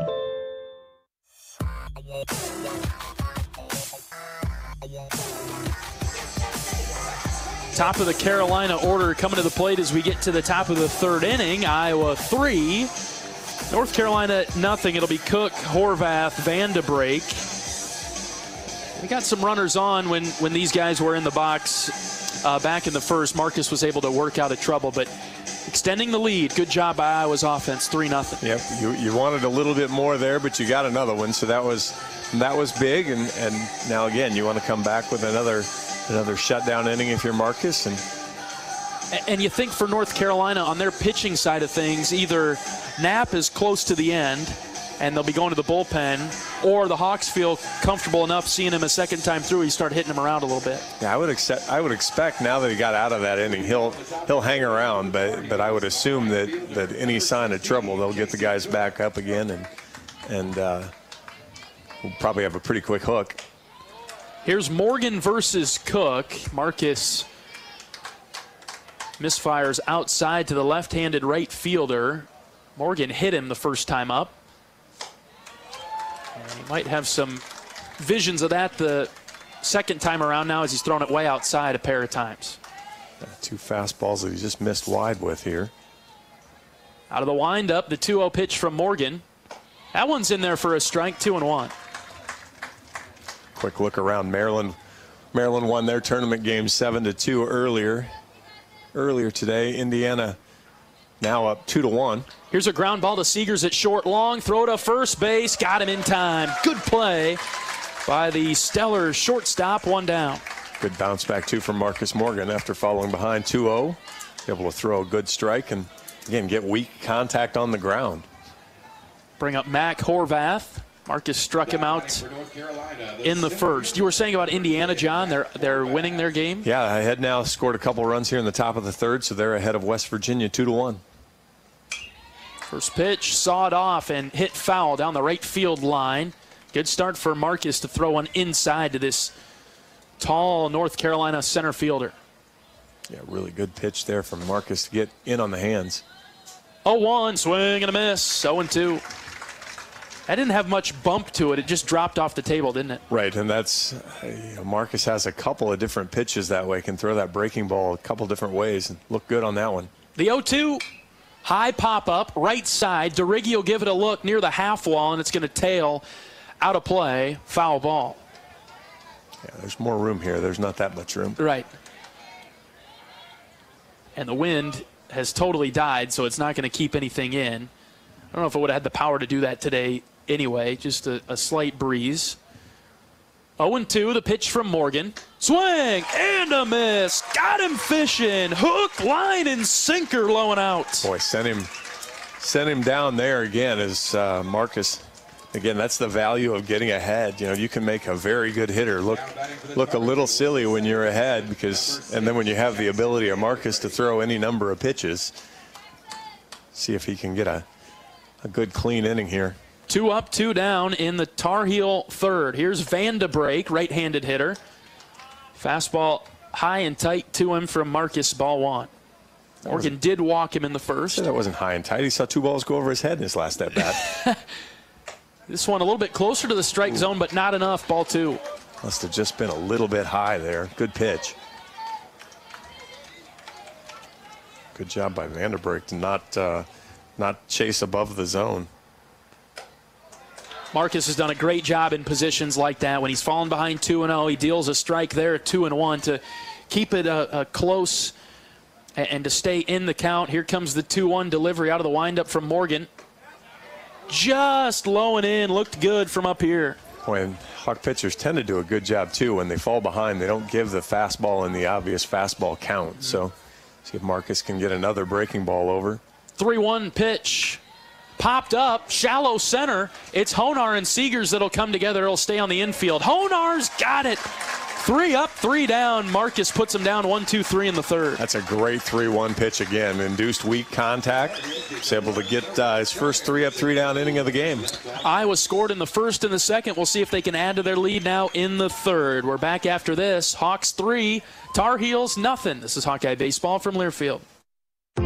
At Oak Knoll, our mission is to provide exceptional retirement living and health services through life care. I'm Steve Rowe, Executive Director. We are a not-for-profit life plan community and have served Iowa City for more than 55 years. Our team helps residents create home by living our values of caring, respect, enthusiasm, awareness, teamwork, and encouragement. If you're looking at retirement options, visit our website at oakknoll.com. We want you to lead life your way. Go Hawks! Greatness doesn't happen overnight. It takes time, focus, and dedication. At Shelter Insurance, we understand that because we put in the hard work and dedication for decades. And that commitment is paid off with award-winning customer service for your auto, home, and life insurance. Visit shelterinsurance.com and find an agent to help you choose the coverage you need. Shelter Insurance. We're your shield. We are your shelter.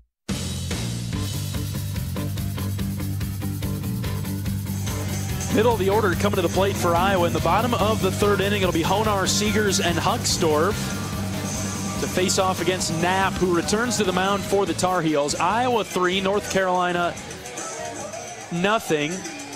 Bullpen relatively quiet for North Carolina. They had a couple of guys hustle down there and start getting loose, but right now pretty empty. They've got a few people, I guess, occupying it down there, but nobody throwing. So Knapp getting out of the second inning must have been enough to keep him in for a little while longer. We'll see if we can help him out of the game. Well, it's a long weekend. You're not going to just pull him to pull him. And so since he got out of trouble and gets to start with a clean slate and near, I guess we're middle to bottom of the order, I think you'll go ahead and give him a shot here if you're North Carolina to see if he can get at least another inning, if not two, for you. Iowa with 5 hits already. Here's Honar. He's got the biggest one to this point. Takes a first pitch strike. Sam hit a 2 RBI double in the first inning. It came with 2 outs, gave Iowa the lead. 3-0 Iowa in the third. Knapp out of the windup. He's ready. The 0-1 pitch to Honar. Fouled back to the screen. Good hard cut. 0-2. If I had to guess, this is probably what Knapp is he throws a lot of strikes for the most part, but when he comes onto the plate, you're able to kind of get some hits and do some damage, and Hawks have really taken advantage so far. The 0-2 in the dirt. Sam was green light, and then red light there, and he didn't swing at it. Sam even might have a third green light most of the time, and then jams on red at the end. Well, this is where it gets tough for Sam because Knapp likes to go outside against the lefties when he's got the 2 strikes, so Sam really has to protect here. He's really closed off his stance. Outside fastball there, 2-2. Well, and that's actually what made it difficult there on the 0-2 pitch was Knapp came back inside, and so all of a sudden Sam's eyes get as big as saucers there that he wants to take a rip at that, but he holds up. We'll go again here with the 2-2 this time. The pitch from Knapp. Foul tip into the glove of Frick. Honar's down on strikes, 1 down. Unfortunately chased again below the zone there, couldn't hold up. And that's been actually both of the Honar and Tello both striking out below the zone. Petey struck out on a fastball at the top of the zone. I think it was maybe Huck. I don't remember where Huck's was. Huck might have caught a breaking ball for a strike, but. Next batter for Iowa is Michael Seegers. Hard fastball in the outside corner with 1 out. Knapp is up to 5 strikeouts. And so he's done a nice job getting the outs himself. Seegers grounded out his first time up. Lines this one into left. Hard base hit for Seegers. He's on with 1 out in the third. Great piece of hitting there from Michael. Got that ball up in the zone, and he was able to just go up. Raised his level, was able to square the barrel up, so he didn't just pop it up. He actually got good barrel on it and drove it right in the short third hole. You call that an ambush? I mean, I think he guessed, not in a bad way, but he was looking fastball there. It kind of looked like he was sitting fastball, and once he saw it out of the hand, he knew he was right and just kind of went right after it and got it. Here's the Iowa center fielder, Kyle Huckstorf, with Seegers at first base. First pitch to Kyle in the dirt and bodied by Frick. He'll knock it down. Boy, nothing gets by this guy, huh? No, he does a really nice job. How would you like to be Castanazzi playing in at third base on Huck? I would not like that. Huckstorf struck out to begin the second inning. 1-0 pitch on its way to him. That's in the dirt again. Ball 2. Now, Huck got into this spot the first time. He was ahead 2-0. Fouled off the 2-1 pitch when he missed the fastball and then ended up striking out. So see if he can see what he learned from that first at bat. Knapp shakes off a sign, then nods to the second one. 2-0 pitch to Kyle. Fouled over our heads, 2-1. Cooked up a fastball there. I think Kyle was ready for it, but he just had to fight it off. Well, and that's, again, that's kind of the Knapp attacked him the same way last time. So he ended up throwing a 2-1 breaking ball So see if he busts up the pattern or if he tries the same thing, and if Kyle's alert and recognizes how he tried to get him out the first time. The 2-1 inside corner on the breaking ball, called strike 2-2. So, I mean, we've seen this at bat before, so Kyle's going to need to be, he got heated up then, if I remember correctly, so. Seegers at first base, 2 balls, 2 strikes with an out. Here's the pitch to Huckstorf. In the dirt, Michael got a great read on it. He takes off for second, slides feet first into the bag, and Seegers advances. It'll be a full count coming to Huck. Good hold there from Huck on the breaking ball in the dirt. Again, that's kind of been Knapp's out pitch for the most part. Now he used, on the 3-2 pitch, he came a little bit up and into Petey, and Petey expanded the zone just a touch. Full count to Kyle. The pitch, check swing. Did he go? He did not. Ball 4. I thought that was close. That was really close. Huck was stripping his stuff off as fast as he could, trying to sell it. But they even sent an appeal down to the first base side. So we know it's right. So, yeah, they doubled down on it. Home plate umpire didn't call it. First base said, nope, didn't go. Iowa's got more traffic now in the third. Already leading North Carolina 3-0. Braden Frazier trying to move the runners. We'll have time called. Carolina's catcher will move forward and go talk with his battery mate. Frick is in no hurry, so this might be a delay tactic. In the meantime, let's pause 10 seconds for station identification. This is Iowa Hawkeye Baseball.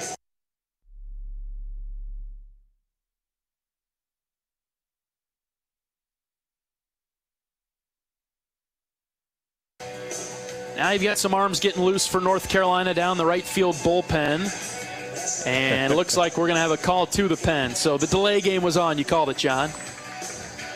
It was we talked about it as we were heading into the inning that his leash wasn't going to be very long this time. And so as soon as he showed signs of trouble, you probably had to figure they were going to go get him. And sure enough.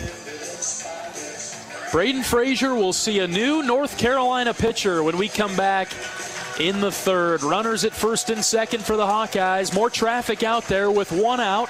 Iowa 3-0. We're back after this pitching change break. This is Hawkeye Baseball from Learfield. At Oak Knoll, our mission is to provide exceptional retirement living and health services through life care. I'm Steve Rowe, Executive Director. We are a not-for-profit life plan community and have served Iowa City for more than 55 years. Our team helps residents create home by living our values of caring, respect, enthusiasm, awareness, teamwork, and encouragement. If you're looking at retirement options, visit our website at oaknoll.com. We want you to lead life your way. Go Hawks! At US Cellular, we believe in having healthy relationships with our phones, so we can have better relationships with each other. Introducing Us Mode, a way to set your phone for less distraction and deeper connection. So dinner can sound less like this and more like this. What'd you learn today? The sauropod was the tallest dinosaur ever. Oh my goodness. Visit US Cellular in-store or online, and we'll help set your phone to Us Mode, even if you're not a customer. US Cellular, the 5G network built for us. See uscellular.com for details.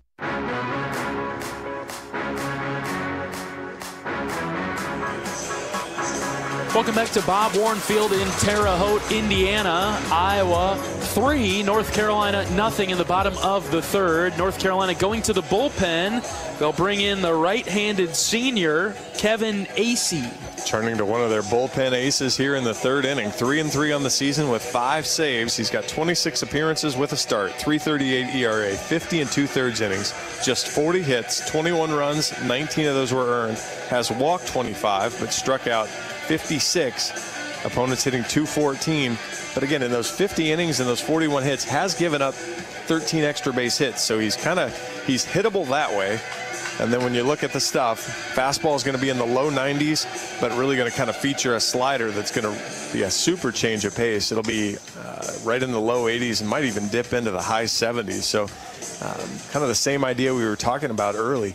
Get up close to the plate, try to poke it into right field if you're a lot of the right-handed hitters for the Hawks, because he's going to try to work you away with spin for the most part. Braden Frazier will get the first look at the right-handed reliever of the Tar Heels. 1 out in the inning. Runners at first and second for Iowa. 3-0 Hawks, bottom 3. First pitch to Braden. Check swing, got his hand started, pulled back, but it was a strike on the inside corner. And of course, what's he do with the first breaking ball he throws? Inside part of the plate. Yeah. Frazier, the veteran. Oh, we got runner in a pickle now between second and third. Seager's running around out there. Huckstorf gets to second base, so Michael's on his own. He spins and is tagged out at third base, but Huckstorf is at second. Coach Heller's making sure that was a legal move, and he's talking with the third base umpire. Coach Heller and the third base umpire are going to disagree vehemently about this. And now Coach is going to come down to the home plate umpire and see what he can get accomplished here.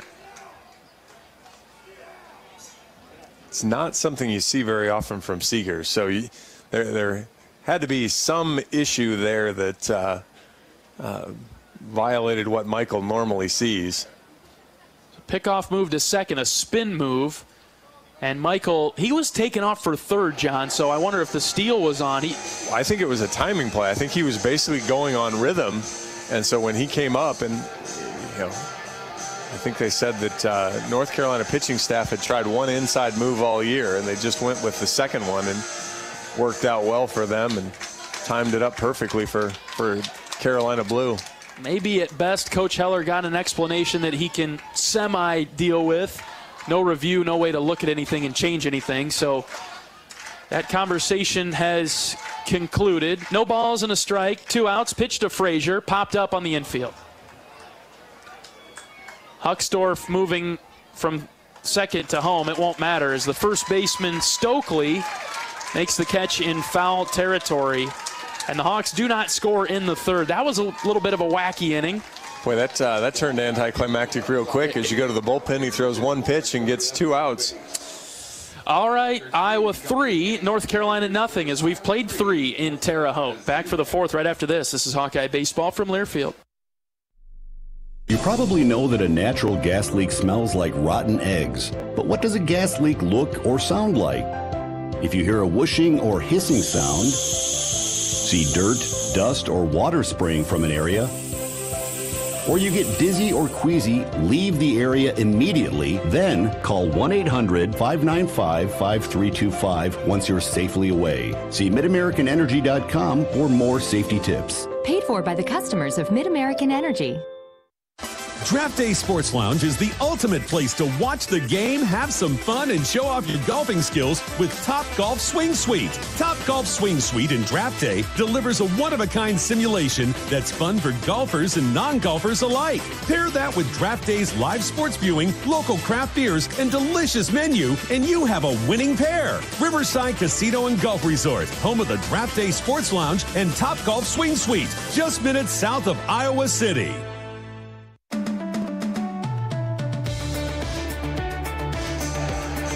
Top of the fourth in the Terre Haute Regional, game 1 for Iowa, taking on North Carolina. Hawks out to a 3-0 lead. Marcus Morgan back to the mound, middle third of the order for the Tar Heels, coming up with Frick, Stokely, and Alvarez.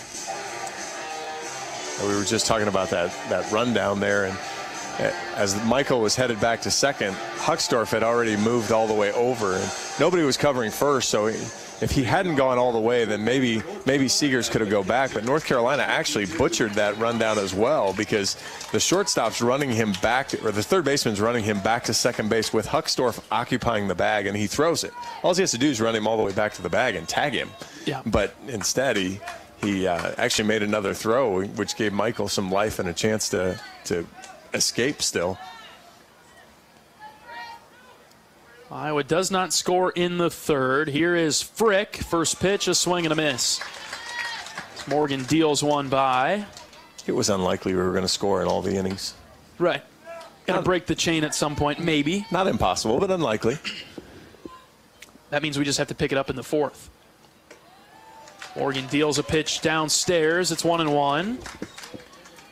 Frick popped up to Huckstorf in center back in the first inning. Recorded the second out.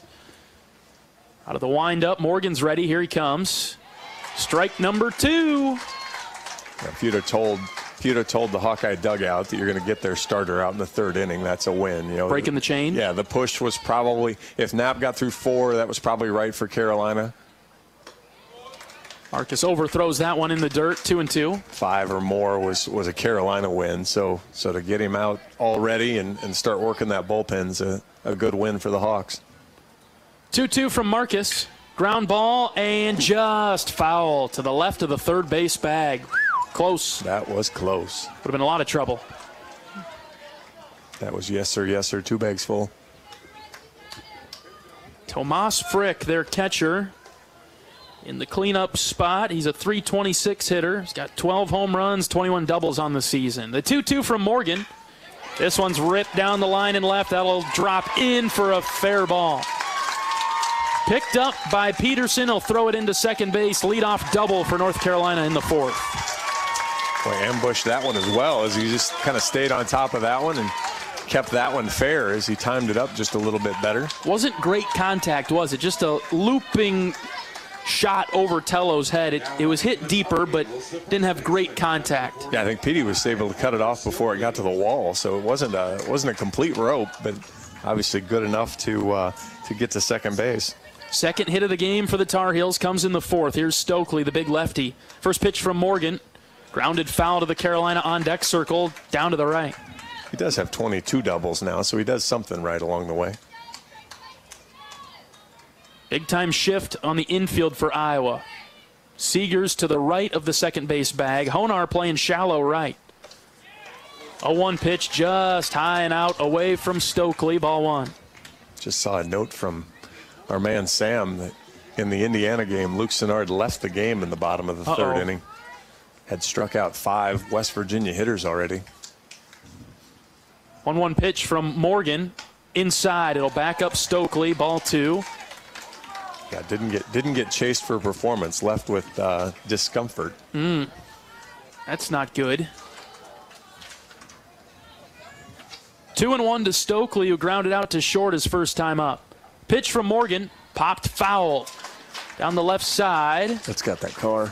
Watch out in that street over there. Boy, you do not want to slow drive down that street. Oh, get through.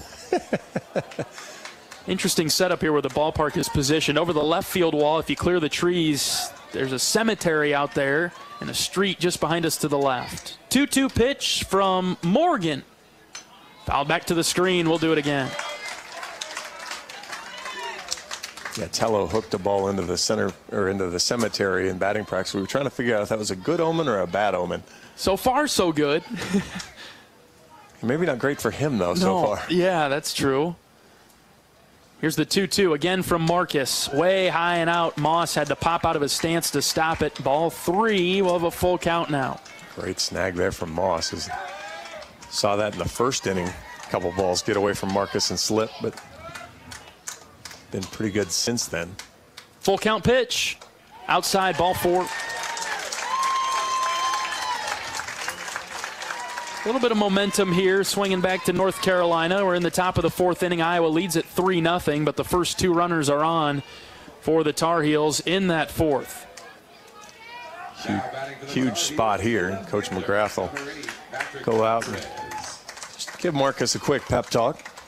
If you're North Carolina here, maybe you're thinking bunt. Yeah, maybe. Alvarez 373 on the year, actually 381 with the hit back in the second inning.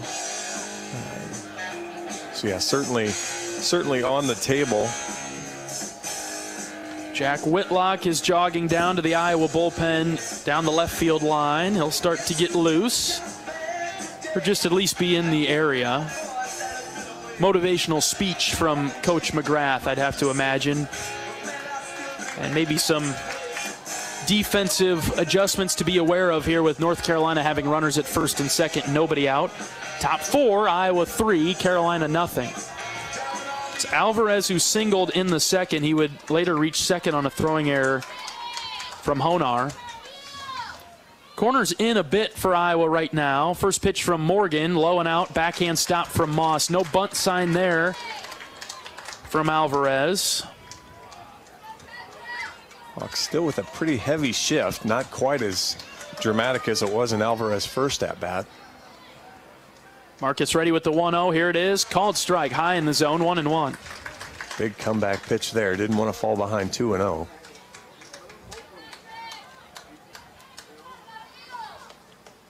middle pinched, at least with Honar at second base. He'll back up now. The 1-1, hit foul, 1-2.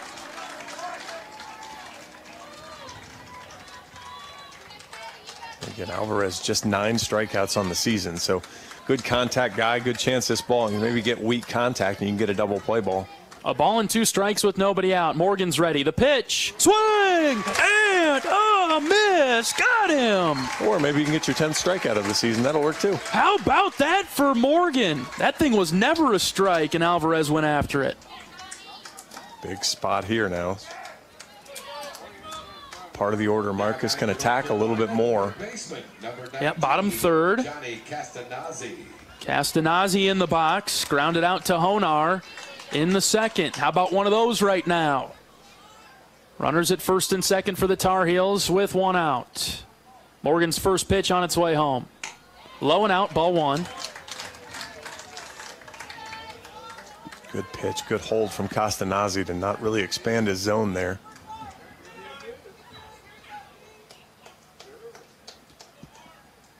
Morgan's ready with the 1-0. Swing and a miss. 1-1. Not such a good job of Castanazzi of expanding his zone there. No. I don't mind reverse whammy in their hitters. He's been all over the place. You've seen him swing at a couple that haven't been particularly close. Keep doing it. Here comes the 1-1 from Marcus. Just low. Good pitch, but low. Ball 2.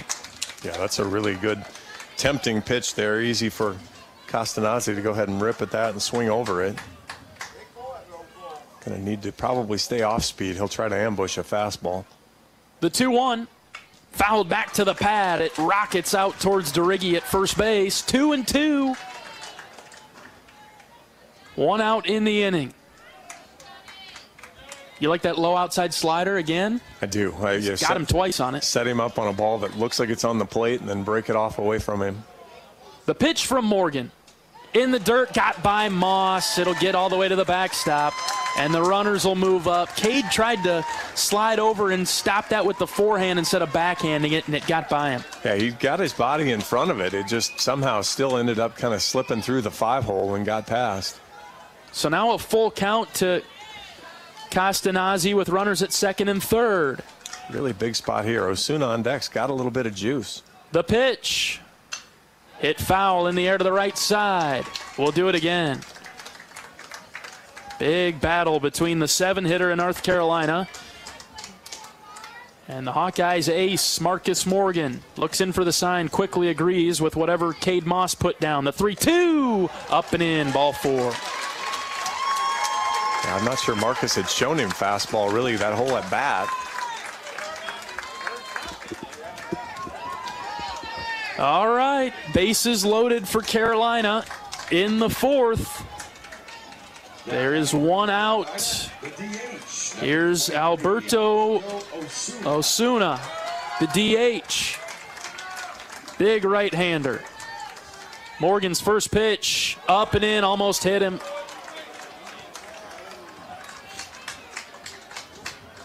Time will be called. Cade Moss will slowly walk out and go try to settle Marcus down.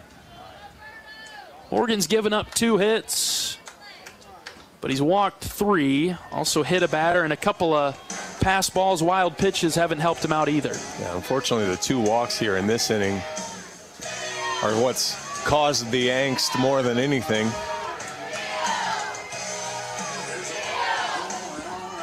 Just needs to stay focused on Cade.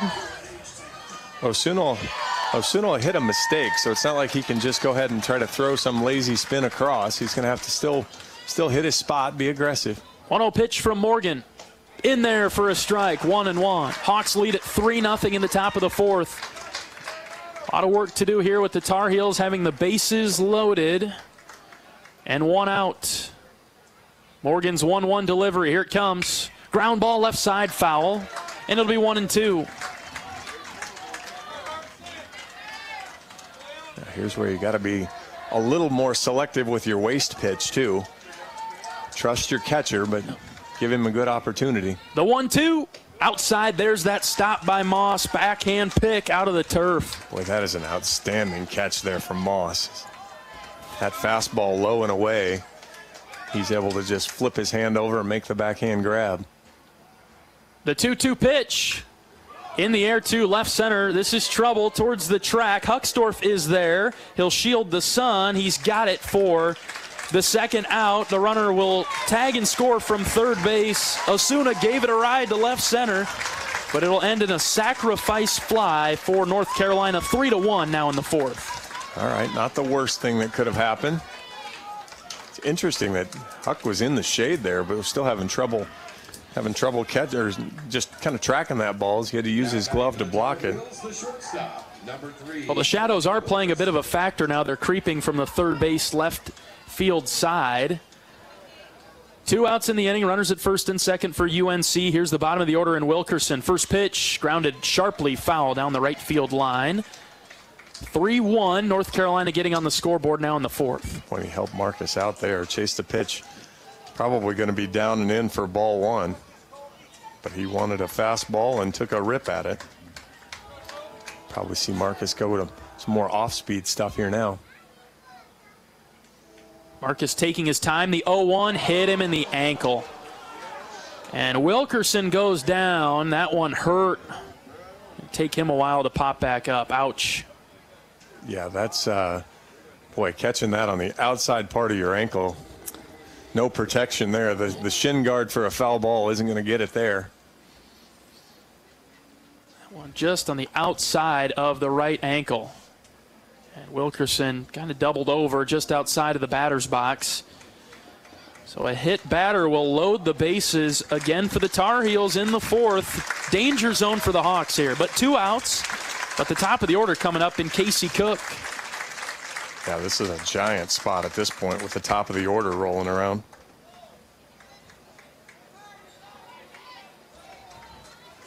We'll wait for Wilkerson to get down to first base. He's going to try to jog it off.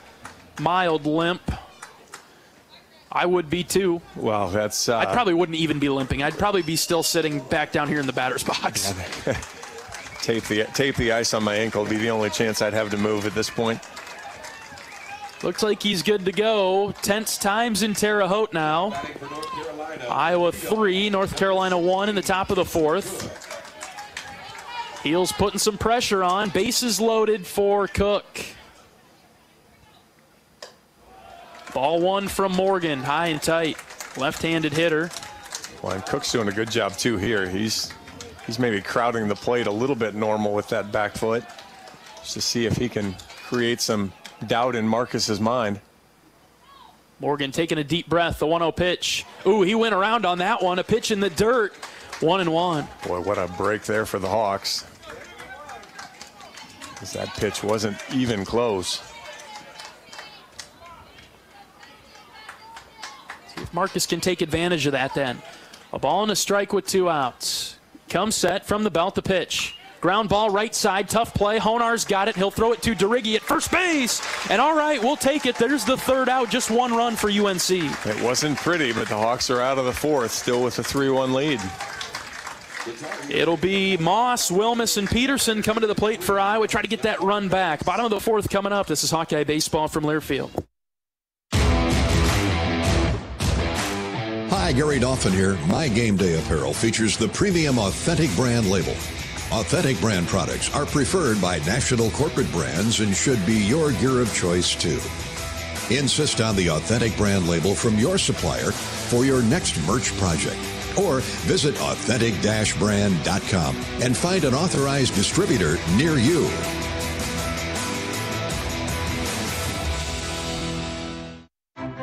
After a cancer diagnosis, it's natural to want to start treatment right away.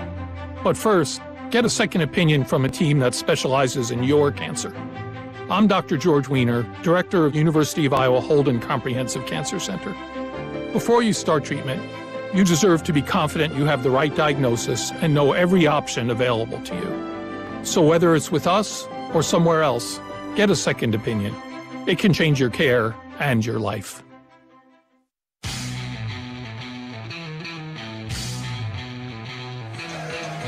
Kevin Acey coming back out for North Carolina. Iowa getting another look at him. He came in to clean up that third inning. It'll be Moss, Wilmus, and Peterson. So we get to the bottom of the fourth. Hawks lead at 3-1. Time to get that run back. How's it 85 degrees in here and you guys are freezing me out? We've got a nice AC unit up here. It's hot down in the field. You've got sleeves on. If I had any more long sleeves, I'd put them on. It is freezing in Our here. SIDs up here, Sam and Leandra, they've got goosebumps. I don't know about you guys. Matt, how you doing? Matt's good. Matt's good in the back. All right, well, it must be pretty warm out there. I think we've got it cranked all the way. We got it at 66 in here. That's cold. What do you keep your AC on at home, John? Are you in the 70s? Oh, gosh, yes. Oh, boy, we got to have a talk off the air. Why would you want to go broke trying to keep your place in the 60s? You can always make more money later, John. I don't want to be hot at home. Here's Cade Moss. He'll watch one go right by his eyes. Ball one. AC sending a message to Hawk hitters after Morgan's hit a couple. Yeah. Moss hits this on the ground to short. Backhand stop. He knocked it down. Long throw. Pick. Could not pick it at first. Moss will take that. A couple of bobbles. He'll get to first base. We'll see how they score it. I don't know. It's probably an error. He six? E6? I would think so. Short it's up hop there. He had plenty of time once he got in front of the ball, and he tried to backhand, couldn't quite come up with that. And we've talked about it on the turf. If you're going to bounce it, just bounce it early. Give your first baseman a chance. Here's Ben Wilmus. This is a great bunt down the first base line. It'll go foul. Wilmus will come back. That was a good push bunt out of the Iowa DH, but just trickled foul to the right side. Yeah, he gets that ball, keeps it in fair territory, and he's going to make it on to first. How do you look at AC here? I mean, he's just out of the stretch. He's, if you're familiar with Johnny Cueto, he almost has that turn and hold on his hip before he turns and throws it, but it's a little bit quicker than the professional pitcher. Kind of rotates like a gear and then throws it home. Moss at first base. They'll try a pickoff move over to keep Cade around the bag. Cade fell down and was on the bag. Yeah. It wasn't much of a dive back. It was his giant lead. Inside the cut of the grass for Moss at first. 0-1 pitch to Wilmus. In the air down the right field line. This will hook and tail foul. 0-2. Nobody out. As a golfer, that's a slice. Slice, okay. It's a slice. Hook would be to the left side, right? Unless it's flipped over with a left-handed batter, then it's the opposite. Always count on you to bring in some golf. So that's what my ball does then when I swing it on the golf course. Correct. Serious slice when you lose it to the right. I just aim left a little bit more. 0-2 is a count. So breaking golf news too. I got this when we were in Omaha, and I confirmed it this morning at breakfast. Zach Volker, Hawkeye relief pitcher, had a hole-in-one at Finkbein a couple weeks ago. No shot. Made a one on number 8 at Finkbein. 0-2 pitch to Wilmus. Ben hits it in the air to right center. Right fielder Cook, he'll battle the sun. He's got his shades on. It's caught out there for out number 1. How do we not hear about that from Volker until just now? I thought about that too, that Zach was very quiet about that, but I got it from Zach's dad on one of our evening adventures. Could you see a hole-in-one being hit on 8? I don't know which hole 8 is. You see it out there? Yeah. Here's Sam Peterson with one out, runner at first. Petey hits a ground ball, just foul down the third base line. Good tough par 3, but is there water? Doable. No water on that one. Water. No water. It depends on where the hole's located. If you get it kind of back right, then no, but you get it kind of up toward the front of the green, sure. Anybody in this room hit a hole-in-one? I'm mainly asking you, John. Yes. You do have one. Yes. Lee, do you have one? All right. 0-1 pitch to Petey, ripped foul again down the third base side. She looked offended when you asked the question, so then I asked her, and she still confirmed she didn't have one. No, not for either of our SIDs up here. Matt's got one. All right. Well, there we go. Yeah, I'm up there. I have a few in mini golf. I have one at the golf course I worked at in St. Louis. 0-2. That's outside, ball 1. There's some sort of like punishment involved for that, though, right? Well, you end up buying for everybody, so it's it would be a punishment. Not always a cheap adventure, depending on how and when you do it. A ball and 2 strikes to Peterson. See if he can give one a ride. We'll have to wait a minute. They'll keep Moss around the bag with a pickoff move at first. Iowa leading North Carolina in a tight game, 3-1. The bottom of the 4th. Here's the 1-2 to Petey. Outside ball 2. He stepped towards it, but laid off, evening the count at 2. Good take there.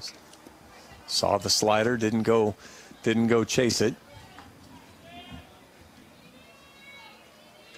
Short lead at first base. Here's the 2-2. I chased that one, though. It was still outside. Peterson down on strikes for back-to-back at-bats now, and it's 2 down. Yeah, went right back to the same pitch, almost the same spot as well.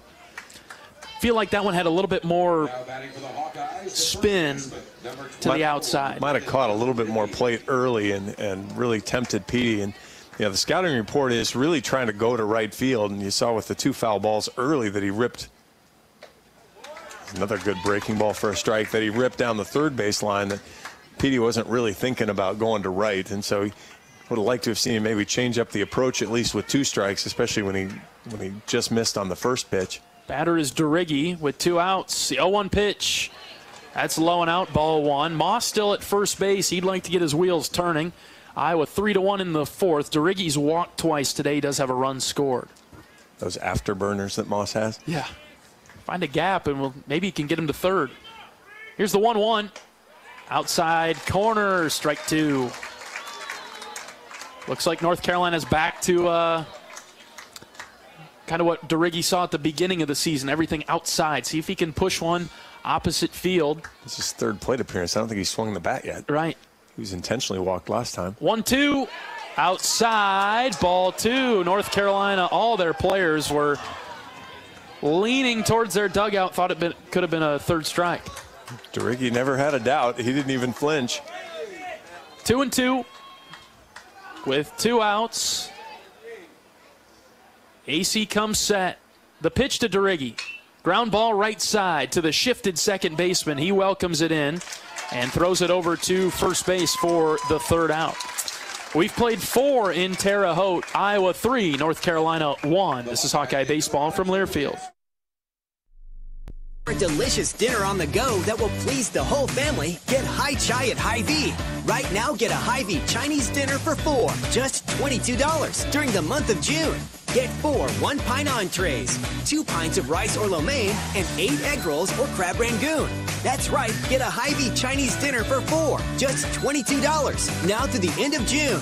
Dine in or carry out the crowd-pleasing, award-winning Hy-Vee Chinese today. Some restrictions may apply. Draft Day Sports Lounge is the ultimate place to watch the game, have some fun, and show off your golfing skills with Top Golf Swing Suite. Top Golf Swing Suite in Draft Day delivers a one-of-a-kind simulation that's fun for golfers and non-golfers alike. Pair that with Draft Day's live sports viewing, local craft beers, and delicious menu, and you have a winning pair. Riverside Casino and Golf Resort, home of the Draft Day Sports Lounge and Top Golf Swing Suite, just minutes south of Iowa City.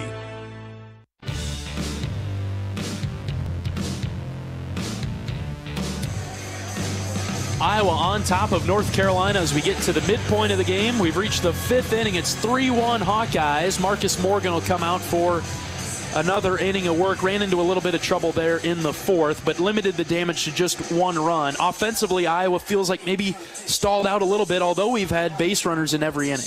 Well, and this is a huge spot for Marcus. Struggled a little bit with command, got his pitch count way up there after the last inning. So you'd really like to see him come here. Got to work through 2, 3, 4, but see if he can, get a clean inning, get in line for the win, and turn it over to the bullpen. Yeah, the clean inning would be huge here, but it's going to be very difficult. 2, 3, and 4 for the Tar Heels. Horvath, Vandebreak, and Frick.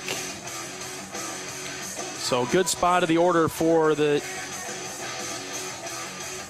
Tar Heels. Just looking around at some of the other scores. Troy leads Boston College 10-9. Yikes. That's the game that had the rain delay after the 2nd inning or during the 2nd inning. So you burnt both starting pitchers right away. And it's a big-time bullpen game now. And then now it's turned into a giant bullpen game at 10-9. So you got to like Alabama's chances of, if they can win, to keep running through. Morgan out of the windup. The pitch to Horvath in there for a strike. It'll even the count at 1-1. The first pitch from Marcus was close, but just high.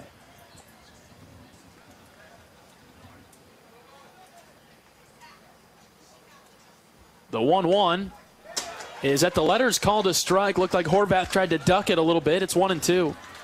And Marcus has had Horvath's number so far. Keep that going. Out of the windup, the 1-2 pitch. Low and out, ball 2. And as soon as Sinnard left the game for Indiana, they were up 3-1. Now they're behind 4-3 in the top of the 5th inning. So West Virginia out of the Big 12. They had a nice season.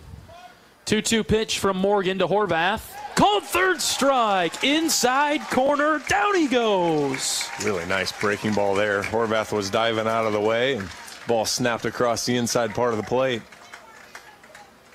Horvath 0 for 3 now with 3 strikeouts. Marcus is dialed in against one of their best hitters.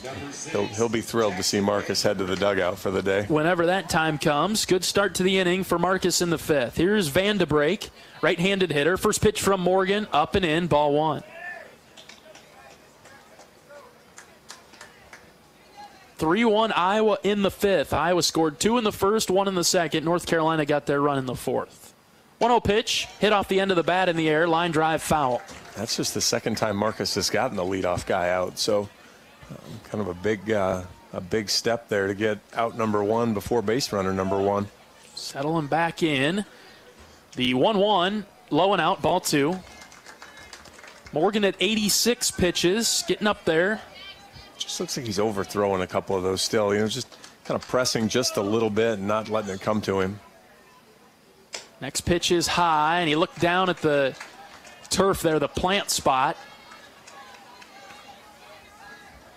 Probably didn't land the way he wanted to, and that caused the ball to sail. It's 3-1. Here's the pitch from Morgan. Inside, ball 4, another walk.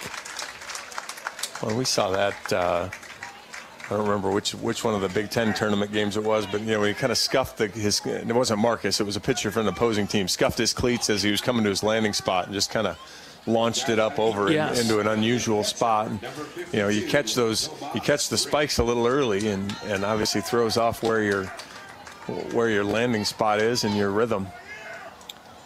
Some traffic for North Carolina in the 5th. Here's Tomas Frick, fastball high. Marcus missing with the fastball high, the slider low and out right now. He'll look behind him and take a deep breath. Got a good defense behind you, Marcus. How about a ground ball here? 1-0 delivery from Morgan. Long pause from the belt to pitch. In the dirt, Cade had to knock it down, 2-0. This North Carolina team, not really, Horvath is really the only stolen base threat. The center fielder was the other one, and since he's not playing, you're really kind of down to just Horvath. Van de Break with just 1 stolen base in 2 tries. Morgan ready with the 2-0. Here it comes. Ground ball, left side. Tello will grab it, but it's a foul ball. Looked like it went over the bag, but it was to the left of the line. 2-1. Hawks might have caught a break on both sides there as Frick went out of the zone, swung at a high 2-0 pitch, and that ball right on the line. Would have been a tough play over at first base. So we get a strike there. The 2-1 popped up. This will go over our heads, fouling out a play, 2-2. So Marcus takes the gift and gets back to an even count now. 1 out for the Tar Heels in the 5th. Iowa fans getting behind Morgan, supporting the Hawkeye pitcher. The 2-2. Look for that breaking ball again. Here it comes. Ground ball foul to the Iowa bullpen down the left side. Boy, that entire half wall down there is lined with Hawkeyes standing and leaning over the fence. Yeah, this is a great environment. Both teams really showed up well.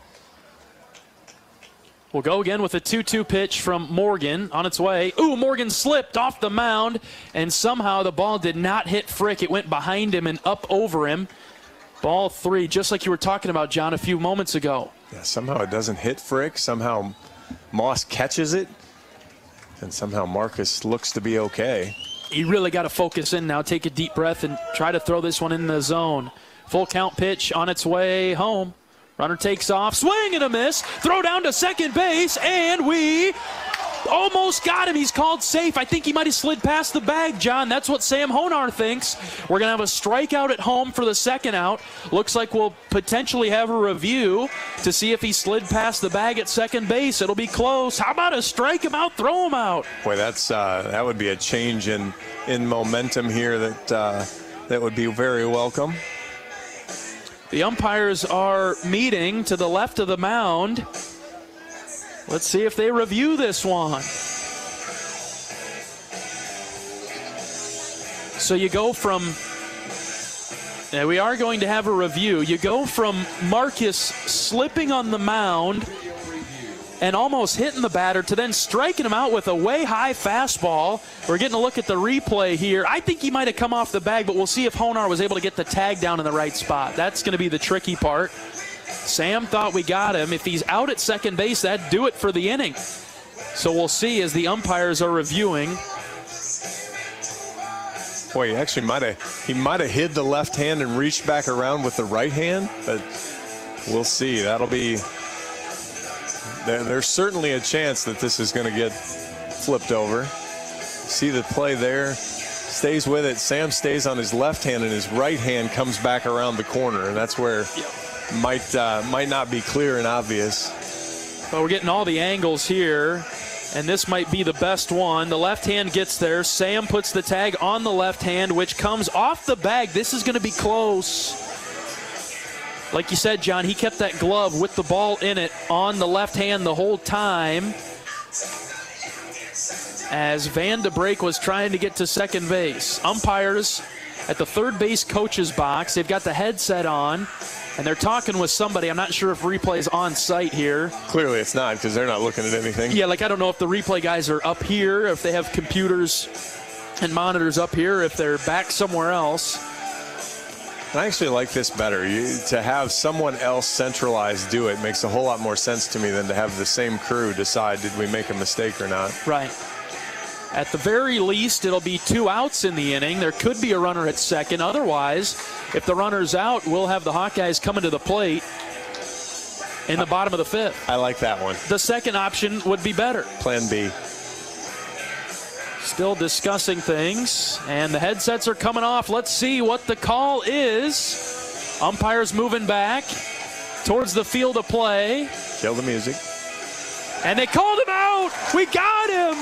Strike him out, throw him out. Yes. That's not your best strike him out, throw him out call ever. We'll take it, though. Yeah, we'll take it. Great job by Moss to get it down there, but really nice job by Honar to stick with the play the whole time. So we'll head to the bottom of the 5th. Hawks still lead 3-1. This is Hawkeye Baseball from Learfield. Blue is freedom. Blue is endless possibilities. Blue is trustworthy. Attaboy. Blue is caring. We got this. And now, Blue is Medicare Advantage from Wellmark Advantage Health Plan. All-in-one coverage, extra benefits, and the confidence of being covered by Wellmark. Because Blue is always here for you. Learn more at wellmarkadvantage.com.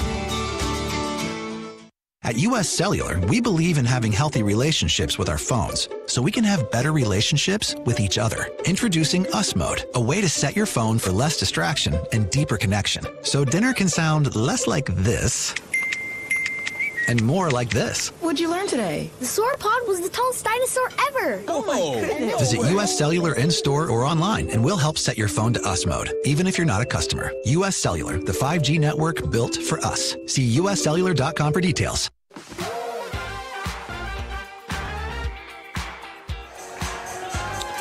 Tello, Honar, and Seegers come to the plate for the black and gold in the 5th. Sun is setting in Terre Haute, and shadows really invading the field now. Just a few beams of sunlight getting through in left field, center, and down the right field line. Everything else seems to be in the shade, which is good news for the fans. We've been in climate-controlled press box the whole time. A little bit too chilly for John and the rest of us in the booth, but Matt and I are doing okay up here. Ice boxed it up here. Well done. as if you haven't been conditioned for that all season. We've been playing every game in the 50s and 60s in Iowa City. We show up at the postseason 95. The problem is when the forecast is 95, I don't bring long sleeves along. I had long sleeves all season. I was prepared. Here's Raider Tello. First pitch off the end of the bat, ground ball up the middle, hustling down the line, but a throw on the run will get Raider. One pitch, one out. AC's done a really nice job keeping Hawk hitters off balance. Haven't made a ton of great contact against him either. It almost feels offensively we got our first objective complete. We got the starter out of the game and we scored, and now we're just sputtering a little bit. If we could keep that energy towards this guy and maybe treat him like a guy that we need to get out of the game, could be in business. Here's Honar. First pitch off the plate away from the left-handed second baseman. Iowa 3-1 in the bottom of the fifth.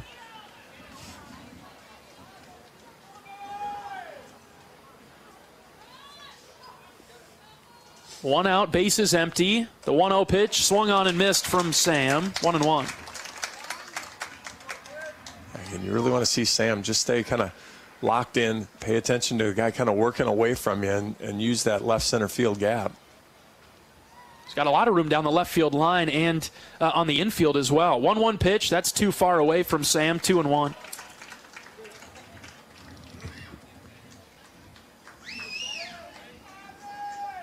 See, the first big hit came from Sam. Hawks need to start getting good at bats again and try to add to the hit total here. Been stuck on 6 for a while. Right. Not seeing AC very well. 2-2 after a swing and a miss.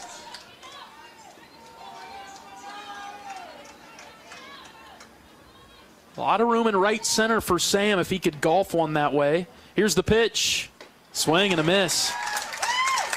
There's a hole somewhere there. He threw everything low and semi-outside to Honar, and he just could not connect. Another strikeout for the Hawkeyes. That's the second out of the inning. Be up to Seegers to keep it alive. You'd like to have a little bit of a longer inning, wouldn't you? Yeah, and Seegers has kind of got that, he's got kind of that old-school baseball mentality. I'd be a little surprised to see Michael swing at the first pitch here.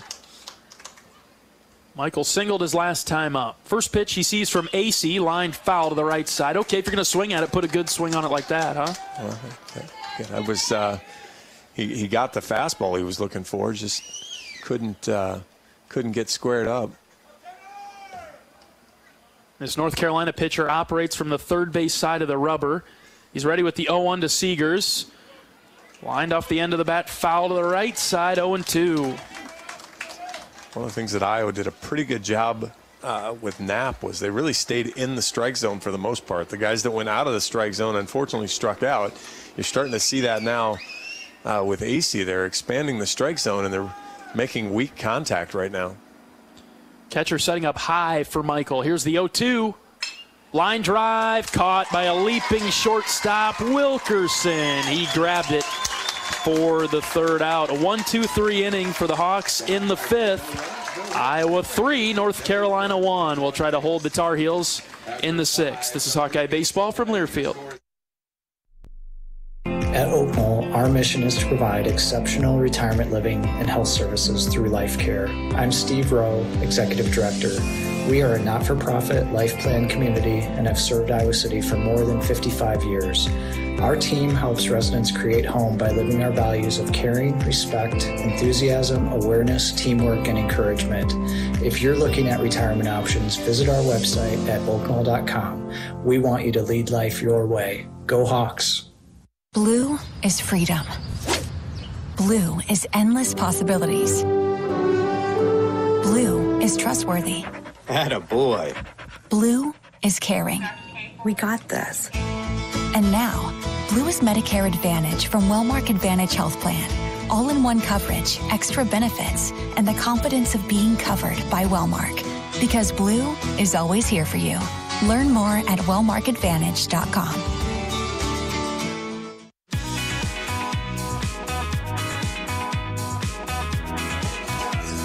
Hawkeye fans, Coach Heller is on this week's Fight for Iowa podcast with Gary Dolphin. It's available on all podcast platforms, the official Hawkeye YouTube channel, and HawkeyeSports.com. Coach Heller's team leads North Carolina right now 3-1. As we get to the top of the 6th inning, Iowa will make a pitching change. We'll bring in the right-hander from Georgia, Jack Whitlock. 7-1 on the season with a save in 17 appearances, 2.01 ERA, 31 1/3 innings, 14 hits, 11 runs, 7 of those were earned, 7 walks, and 33 strikeouts, as opponents hitting 136 off Jack this year. He was outstanding for us in Omaha. Unfortunately, got the tough break against Maryland in the championship game. But that's the only time we really have seen him look human this season. 2 of his Frisbees were taken advantage of there by Maryland. So we'll see the bottom half of the order. It'll be 5, 6, 7, Stokely, Alvarez, Castanazzi. Stokely, a big lefty in the box first. Whitlock throws the first one, and it's hit foul in the air over the Iowa dugout. So what do you think from Jack if everything goes the right way? 6-7, 6-7-8? I'd like to see at least 6-7. And then if it's smooth and easy, then you go ahead and move into the 8th. Swing and a miss there. He got Stokely swinging out of his shoes. 0-2. And based on the scouting report, with Jack, the important thing will be Jack locating the spin well. The 0-2. Well, he located that one. Picture perfect. He got Stokely to swing at it. Strikeout for Jack, out number 1. So he leaves it up. These hitters will be good enough to take advantage of it. We've also seen they're more than willing to chase, and so you give a good-looking one and break it off the plate. Have a good opportunity to have more at-bats just like that. Back to a right-handed hitter now with Alvarez. He struck out his last time up. He does have one of North Carolina's 2 hits today. First pitch from Whitlock. Fastball in there for a strike, 0-1. We talk about it in all of Jack's appearances. He has to throw the fastball often enough to keep the hitter kind of standing up and honest, so he can't dive out and try to get after the breaking ball. A 1 pitch is downstairs. That's a ball. Base is empty for the Tar Heels in the 6th.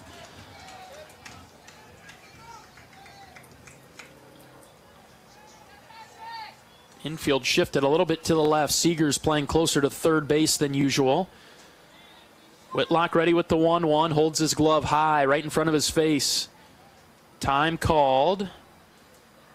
Looks like the batter had to step out of the box that time.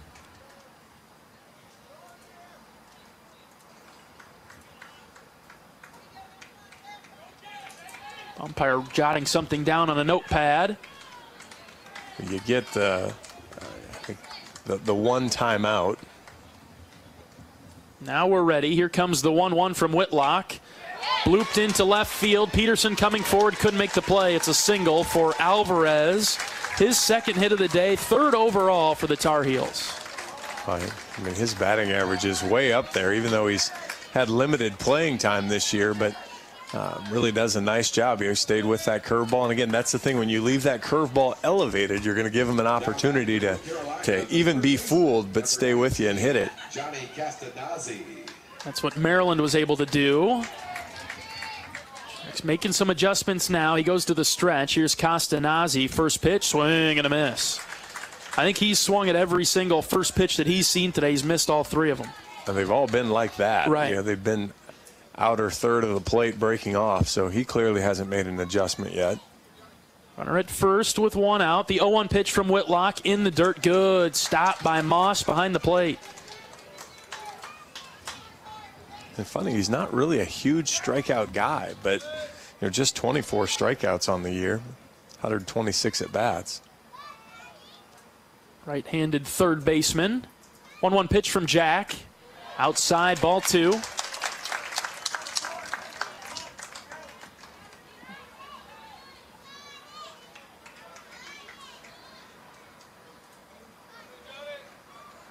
Alvarez with not many stolen base attempts at first. The 2-1 is waved at and missed, 2-2. Really good bounce back there. Jack had been trying to get him to chase that pitch and had to come back over the plate, but didn't give him an easy fastball. Went back to the breaking ball, swung over the top of it. Jack ready with the 2-2. In the dirt, bounces away from Moss, but forward, and so it'll keep Alvarez at first base. Castanazzi with good discipline there to not go after it. Alvarez a little mad at himself. Not a very good read, as that ball was in the dirt plenty early. If he'd have been prepared and on the move. Big pitch here from Whitlock. Full count. Here it comes. Just off the end of the bat. Castanazzi stays alive. He fouled it back to the pad. It's way out in front of it. Just hit it off the cap.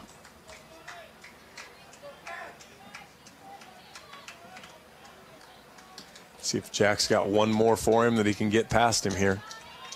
3-1 Iowa leads. Top 6, 1 out. Here's the pitch from Whitlock.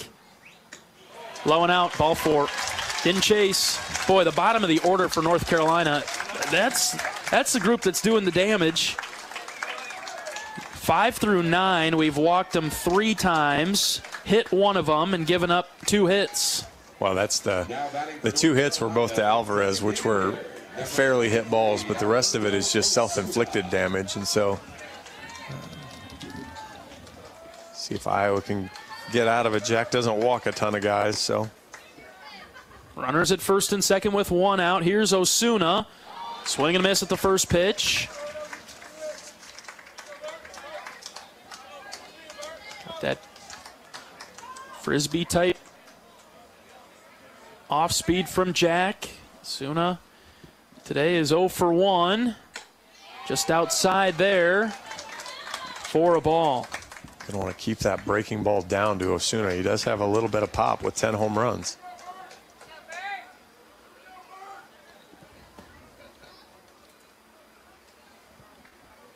Whitlock ready. Here comes the 1-1.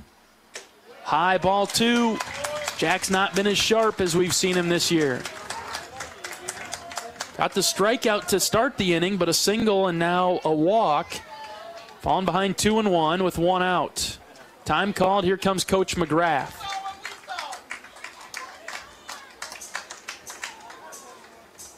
Bottom part of the order here in the 6th. Iowa leading 3-1.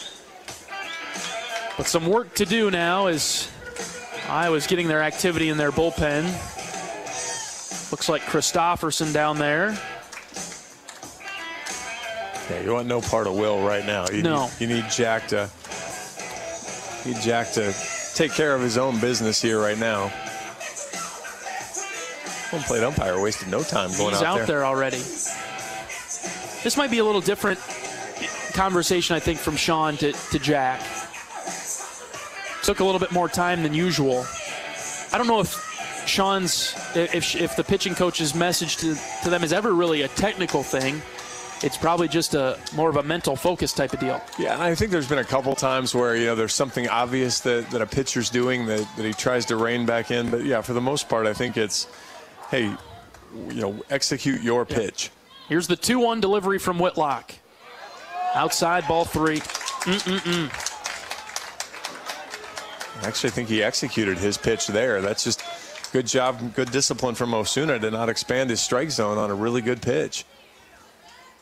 Got to bring it in now. Nothing too good, though. Here comes the 3-1. Outside corner, 3-2. Brought it in just a smidge. And got a better height on it, so it makes it more palatable to the home plate umpire as well. And a pitch that Osuna really doesn't want anything to do with. Massive pitch here. Full count. Here it comes from Whitlock. Off the end of the bat, hit foul into the Carolina dugout. I feel like you'd surprise him, John, if you threw a fastball. I do too, but you got to go with what you trust at this point, and Jack's certainly been better at locating, but I like where your head's at. Another full count pitch on its way home. Popped up. Honar going back. Frazier coming forward. This should be Braden. Get out of the way, Sam. Braden makes the catch. Second out, no runners advancing. They want to see a collision out there. I'm worried about the health and well-being of Sam running out there. They want a collision. We need him there at second base. All right, we are turning you off of coffee tomorrow early. Early in the day, you are getting shut off of any caffeine. No more Coca-Cola for you during the broadcast. These night games are tough on me because I'm amped up all day, John. Oh, and this one was tough too. The 7 o'clock game. You're in this time zone. You're kind of ready to go and want to get moving. 2 outs. Runners at first and second still for Carolina. Here's Wilkerson. First pitch strike. We don't have TrackMan this weekend, but that one might have been really low 70s. What do you think? That was slow. Yeah, Jack's got that 72 to 74 mile an hour breaking ball. That one looked all of that. Whitlock's 0-1 delivery. Swing and a miss. Went with the fastball. There was the fastball. You wanted to keep the hitter honest. Indiana gets it back on the board. 6-4 now. They lead top of the 6th inning. Iowa fans pushing on Whitlock to deal a strike. Here comes the 0-2. Ground ball right side. DeRiggi's got it. He'll go over to first base, and he'll tap the bag with his left foot, and that'll do it for the 6th inning. Nothing doing for the Tar Heels. Jack gets out of the jam. Really good job there to battle back. Good mound visit from Coach McGrath. Got him back on track and gets through the 6th inning there with no harm done. 3-1 Iowa, bottom of the 6th coming up. Time for some more runs. Let's separate ourselves from the Tar Heels. This is Hawkeye Baseball from Learfield. When you set up a savings goal with U.S. Bank, it grows with you. There's no limit to what you can crochet. Can do. Doesn't have to be crocheting, but it totally could be. Like the headphones you're listening to this ad with, you could totally crochet those. There's no telling where your savings goal will take you. Maybe you'll save enough for yarn to crochet your house or the whole town. Oh, right. Doesn't have to be crochet related. Set up savings goals on the U.S. Bank mobile app, even for the wildest of dreams. U.S. Bank. We'll get there together. Equal housing lender, member FDIC. Knowing that I can make a difference in my patients' lives keeps me motivated every single day. Hi, I'm Dr. Kanya Ferguson at University of Iowa Healthcare. With academic medicine, we see the toughest cases, so we're always innovating. And we bring the best minds together to collaborate, so there's more brain power focused on you. Because that leads to exceptional care for our patients and our community. See how at uihc.org.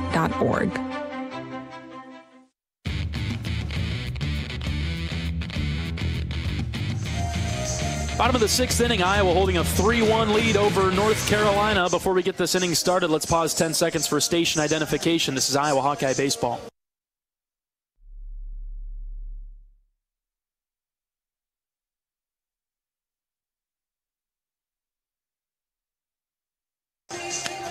Bottom third of the order will lead things off for Iowa in the 6th. Huckstorf, Frazier, and Moss. This trio led off the 2nd, which was the last time that Iowa scored, so they need to emulate what they did back then. Just feel a little bit of insurance runs would help us out here. Up 3-1 on the Tar Heels in the 6th. Here's Huckstorf against AC. First pitch swinging, base hit into the gap in right center. Huckstorf jumped on it. He'll stand on first base. Well, it had been a long time since the last Hawkeye hit. Just trying to track back through really quick. You can probably help you. Michael Seegers in the 3rd. Yeah, so finally kind of busted that up, and then Seegers ended up getting picked off 2nd when AC came into the game. So good job there to kind of shake up the rhythm. We've seen Frazier attempt to bunt a couple times this season. We'll see if he's called on again. Yep. Huckstorf at first base. First pitch to Frazier, low outside corner. That's strike one. TrackMan probably would have said no there. Yeah, that looked a little bit low to you, do you think, or both? Yeah, it looked like Frick did a really good job of framing it up, but sometimes those are knee high and the catchers just frame it up anyway. But 0-1 pitch to Frazier. That's definitely low. Ball 1. Braden can clobber one and find a gap. That'd be great. Iowa 3-1 in the 6th.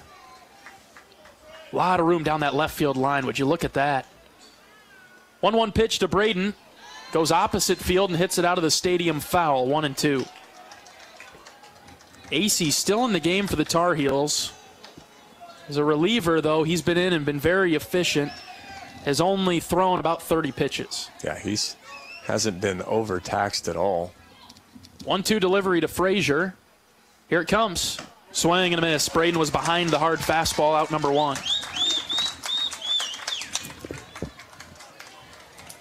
If Cade Moss can kind of jumpstart the inning here, get something going. Now batting for Iowa, the catcher, number 40, Cade Moss. Still a little bit worried about Huck being able to take off and go to 2nd, against this North Carolina defense. He's got a great lead. There he goes. The pitch is a called strike. Throw down to 2nd base. Not in time. Huckstorf beat it. What a premonition you had. Boom. I was just looking up that AC was slow to the plate. Sure enough, Huck gets the stolen base. Give him now 16 on the year. Great job there by Kyle. So Moss took a fastball for a strike that was high. In the zone, time called, and North Carolina might want to review this, it looks like. Huckstorf went with a feet-first slide in the second. That didn't even look close. I'm puzzled. Getting a look at the replay here. And the umpires are meeting in front of the mound.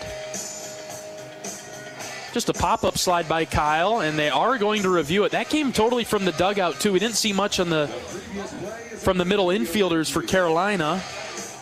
And maybe on the transition from the right foot to the left is the only thing you could see on a pop-up slide from Huckstorf there at second. Yeah, second baseman doesn't even think twice about it. Yeah, there's no dramatic reaction by the second baseman Vandebrake to think about getting a review on that. We'll see the angles that they have. For right now, though, it's Iowa 3, North Carolina 1 in the bottom of the 6th. Hawkeyes out hitting the Tar Heels 7-3. It's too painful to watch it on the ESPN Plus feed compared to where we are. It's so far behind. Yeah.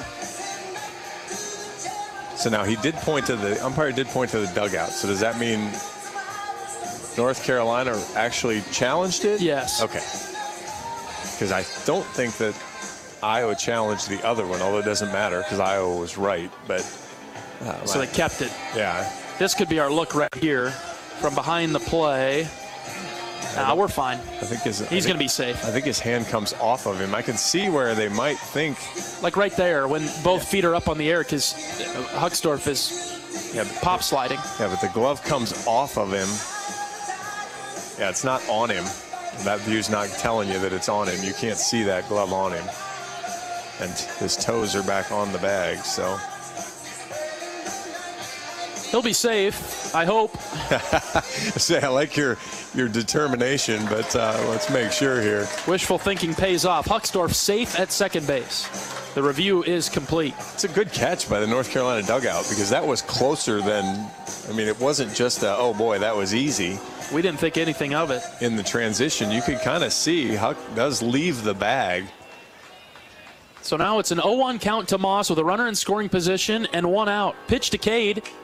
Fouled it off the end of the bat, straight back.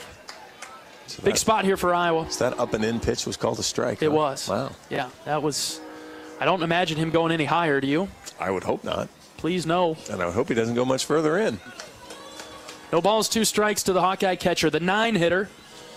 Here's the pitch, way outside. That's where the catcher set up. Cade knew it right away. Ball 1. Yeah, AC, and he did the same thing that he tried to do, or that he did with Frazier, was he uses the fastball, gets ahead 0-2, and then just tries to throw the fastball by you. The 1-2, Moss sends it right back to the pitcher. Huckstorf takes off for third. He'll be tagged out at third base. Moss gets to first, but the second out of the inning is made at third as Huckstorf is cut down there. Yeah, that's probably not the greatest base running there. Is a ball that wasn't that sharply hit right up the middle. You kind of want to see if it's clear before you take off. And I guess the part that I'll give him is he was fully committed to going, but then maybe jam on the brakes, do something to try to keep it alive. 2 outs now for Wilmus, who swings at the first pitch. High chopper to third. Throw on the run over to first base. That'll do it for the Hawks in the 6th. No runs to show for it. Some minor traffic. We'll go to the 7th. North Carolina coming to the plate. Iowa 3, North Carolina 1. This is Hawkeye Baseball from Learfield. For a delicious dinner on the go that will please the whole family, get Hai Chai at Hy-Vee. Right now, get a Hy-Vee Chinese dinner for 4, just $22 during the month of June. Get 4 one-pint entrees, 2 pints of rice or lo mein, and 8 egg rolls or crab rangoon. That's right, get a Hy-Vee Chinese dinner for 4, just $22, now through the end of June. Dine in or carry out the crowd-pleasing, award-winning Hy-Vee Chinese today. Some restrictions may apply. Hi, Gary Dolphin here. My Game Day apparel features the premium authentic brand label. Authentic brand products are preferred by national corporate brands and should be your gear of choice too. Insist on the authentic brand label from your supplier for your next merch project. Or visit authentic-brand.com and find an authorized distributor near you.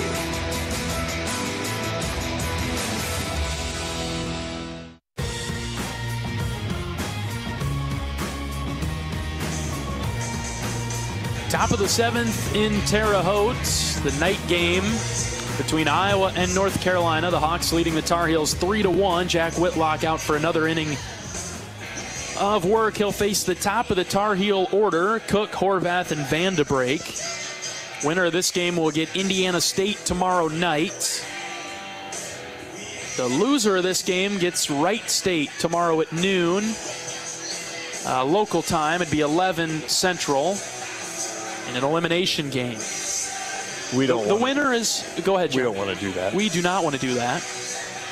The winner is 5 Central tomorrow, 6 local. Yes. Yes. Okay. We want to do that. We want that.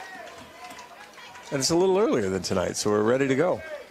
Top of the order for Whitlock. This is Cook. First pitch from Jack. Fastball hit to Tello at third. He's going to have to step and make a long throw to first. Got him! Raider Tello, of course, makes another outstanding defensive play as Cook, kind of almost if you can picture a softball hitter slapping that into the turf and then taking off running, because Hawks had a little bit of a shift on. Really good piece of hitting there from Cook. Tello had to take a step then to his right and then make the solid throw across. Looked like the ball was stuck in his glove. Took him a second to get it out of there. Here's Horvath against Whitlock. He squared to bunt, missed everything. Strike one. He's a guy with 44 extra base hits, and that's how fooled he's been tonight, that he wants no part of even swinging at the new pitcher so far. But keep working him here. Don't let up. The windup and the pitch from Whitlock. Outside corner, strike two. Was a fastball there from Jack. Right, now you've got him set up. You basically give him that same pitch, but you break it off there and see if you can get him to chase. Here's the 0-2 in the dirt. Cade will drop down and block it. It's ball one. Wasn't exactly what I meant. No, was that... It's hard to tell because it stopped so short, but was that the fastball again? No, I think he threw the curveball on the ground. I think he spiked it. But 1-2 to Horvath. Swing and a miss. Whitlock got him. 2 down. 0 for 4. 4 strikeouts for Horvath, the Golden Sombrero. Yeah, but he's going to come up again, and he may come up in a really big spot. So Hawks will still have to kind of stay with him and keep doing it. 2 up, 2 down for the Tar Heels in the 7th. Here's Van de Breek. Been on a couple times today. First pitch from Jack floats inside for a strike call. God, you called his fastball a floater. No, you're insulting Whitlock. I just sensed some movement on that one that floated. 0-1 pitch. Hit foul off the end of the bat. Absolute spinner. 0-2. Well, and that's the thing with Jack. You know, he can just his speed variation is so good. You know, that 87, 88, 89 mile an hour fastball, and then he can throw that frisbee up there at 72 that's breaking the other direction. Here's the 0-2. In the air to center. This is shallow, though. Huckstorf coming forward. It's Seegers who goes out there. He makes the grab for the third out. A 1-2-3 inning for Whitlock. Really nicely done there as it went right through the top of the order. Like a bunch of little leaguers. Let's go. Just zipped right through them. We'll stretch things out at Bob Warren Field in Terre Haute. Peterson, Dorigi, Tello. Let's get some runs, boys. Iowa 3, North Carolina 1. This is Hawkeye Baseball from Learfield. Congratulations. You're having a little girl. At that moment, everything changed. Our hopes and dreams for ourselves were instantly replaced by our hopes and dreams for her. We got life insurance policies from Shelter Insurance, so that regardless of what life throws at us, we'll still be able to provide the world to her. Visit shelterinsurance.com to find an agent to help you pick a policy that's right for you. Shelter Life Insurance Company, Columbia, Missouri. We all love a good win. Catching up with friends, saving money at the pump, soaking up the perfect Iowa day, sitting down to a really, really good meal. These are the everyday delights that make us smile. These are the moments that connect us all as Iowans. And these are the wins that, more often than not, start with Iowa's farm families and the crop they're growing. Because when corn grows Iowa, Iowans win. Learn more about how to share your own wins at iowacorn.org/IowansWin.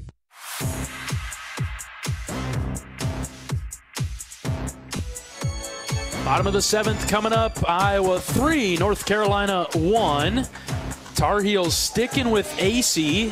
Why wouldn't they? He's done a nice job out of the pen. But good part of our order coming up, 2, 3, 4. Peterson and Tello have been a little bit cold today. Durigi's been on a couple of times. He's sandwiched in between Petey and Rader. So Peterson will lead things off. Hopefully get us a good start. Peterson has struck out twice, and I think on both of them he's chased pitches that he usually doesn't. Yeah, he's just expanded the zone a little bit. I was going to give you AC's line, but Stat Monitor decided it was the right time to blow up. Okay, of course. First pitch to Peterson was a home run swing, but not the outcome he's looking for, a swing and a miss. You feel like if you score a couple runs here, John, you're in really good shape. You're still in good shape up 3-1, but how about some runs? 0-1 pitch on its way to Petey. Another swing and a miss, 0-2.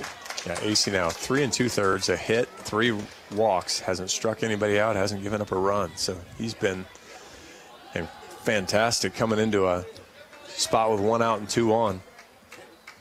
0-2 pitch to Sam, way outside in the opposite batter's box, ball 1. See if Petey can get caught up to the fastball. He's probably going to have to, either Petey's going to chase something or he'll have to bring that fastball back across the plate. Gives Sam a chance. The 1-2 outside. Good discipline from Peterson there. Ball 2.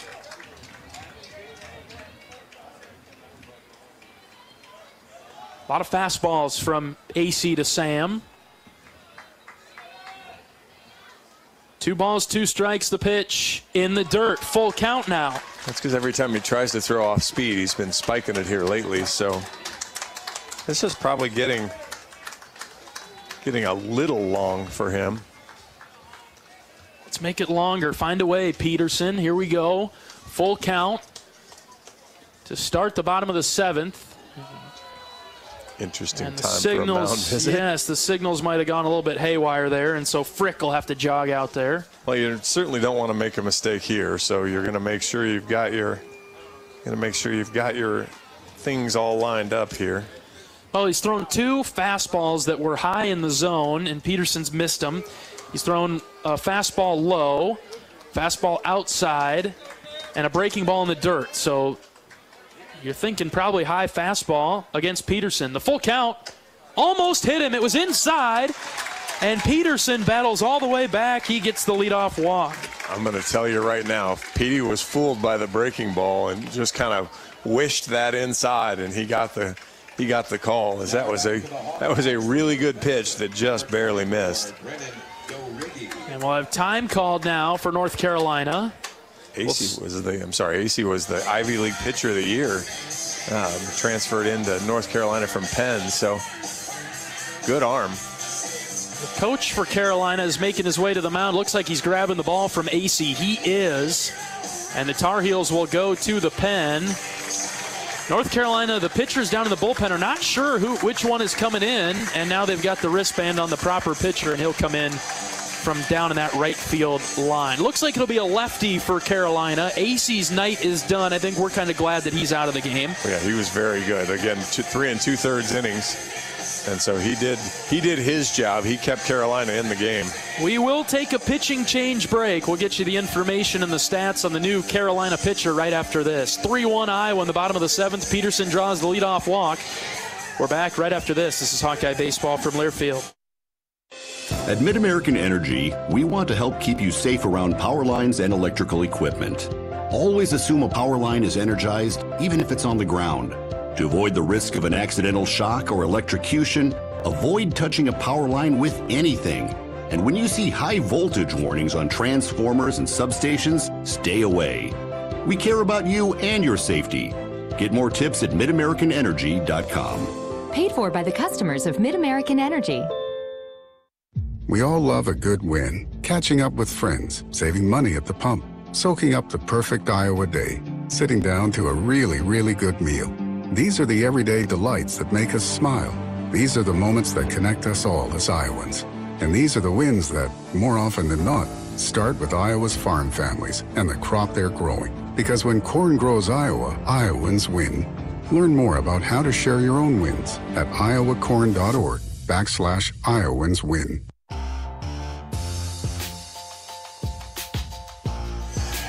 The Tar Heels switch things up in the bottom of the 7th. They go with the left-hander now. They're bringing in a freshman, Kyle Percival. He's 2-0 on the season in 10 appearances, .332 ERA, 19 innings, 14 hits, 10 runs, 7 of those are earned.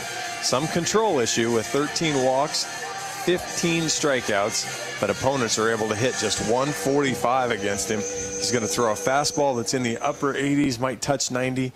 And then particularly here to DeRiggi, he's also got a really good off-speed slider. So DeRiggi will have to stay on that pitch and maybe serve one into left center field. Be all right with that. Either way for Brennan.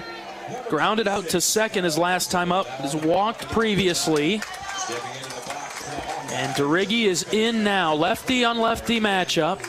Peterson did a great job to draw the leadoff walk. He'll be in a staring contest with Percival, the pitcher. First one to DeRiggi, low and out, ball 1. You make the freshman throw you a strike before you swing away? Well, DeRiggi hasn't swung very often today, so I would guess he's going to do that. And he's not particularly fast to the plate, but being left-handed, it'll still be a tough spot for Petey to steal the base. 1-0 pitch to Brennan. Ground ball right side. Second baseman picks it up, flip to second for one on to first. Double play.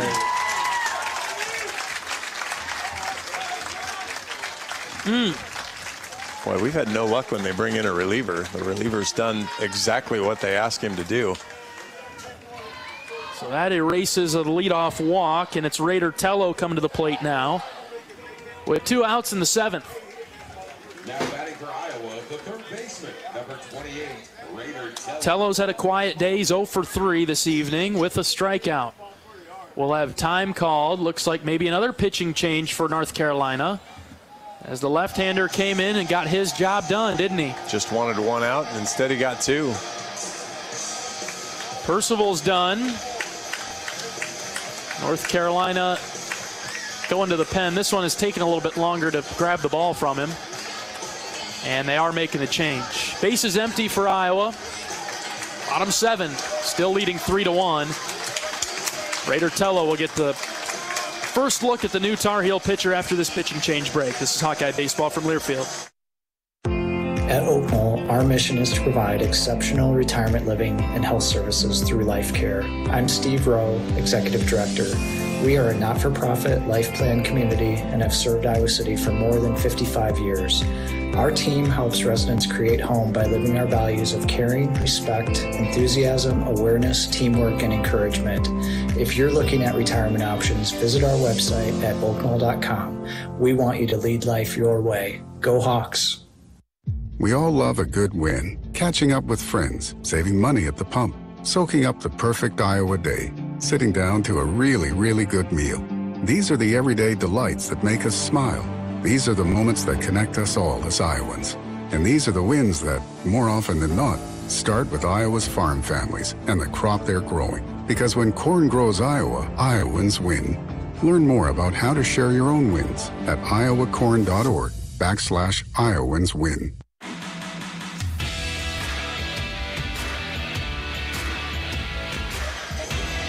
New pitcher into the game for the Tar Heels. They'll go with the junior right-hander, Ben Peterson. 3-0 on the season with a save, 24 appearances, .503 ERA. He's thrown 34 innings, given up 35 hits.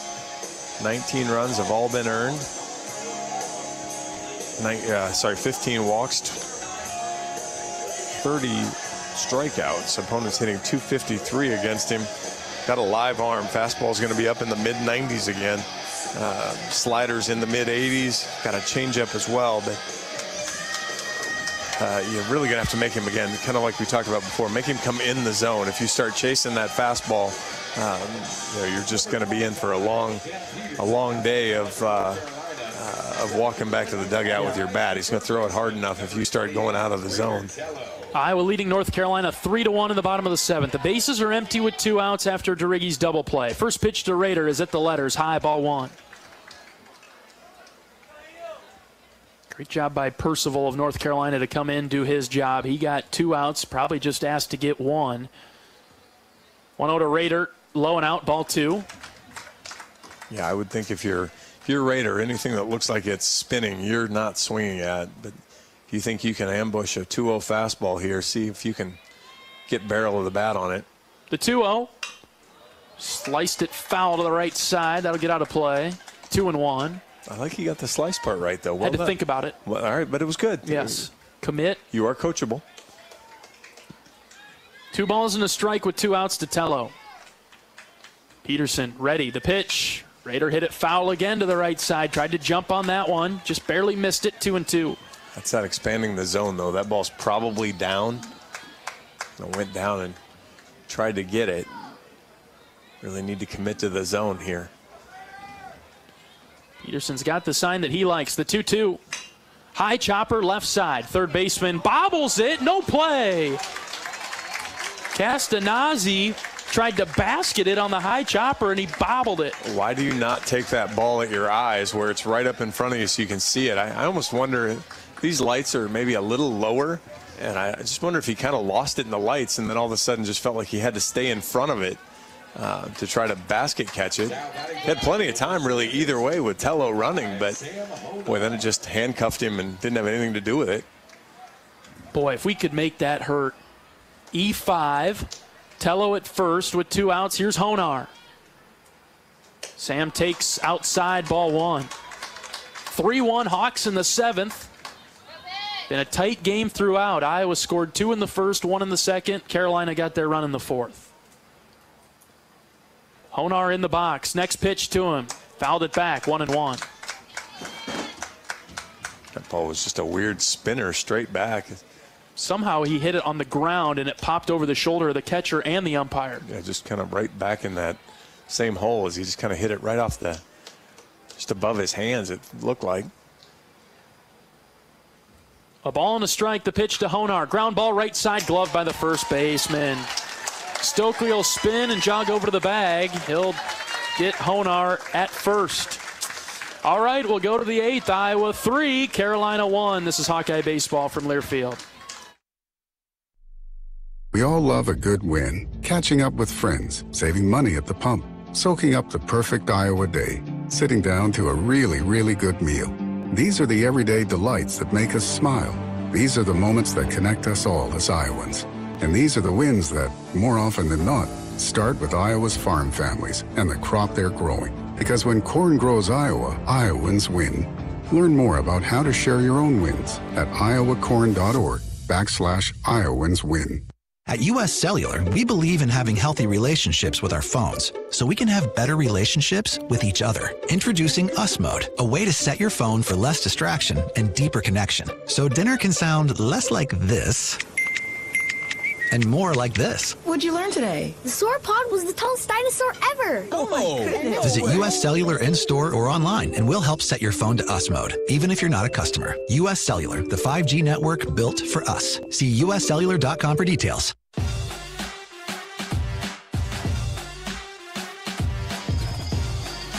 Top of the 8th inning, Iowa 3, North Carolina 1. Jack Whitlock back to the mound for another inning of work. Defensive substitution for the Hawkeyes, Gable Mitchell.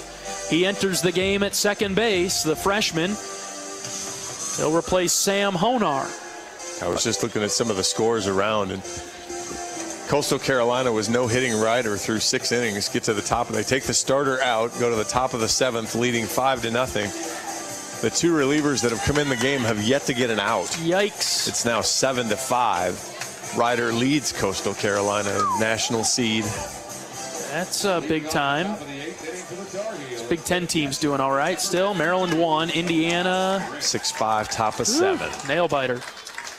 All right, Whitlock versus Frick to begin the 8th. Righty on righty matchup. Missed somewhere from Jack. Must have been high, must have been out. Ball one.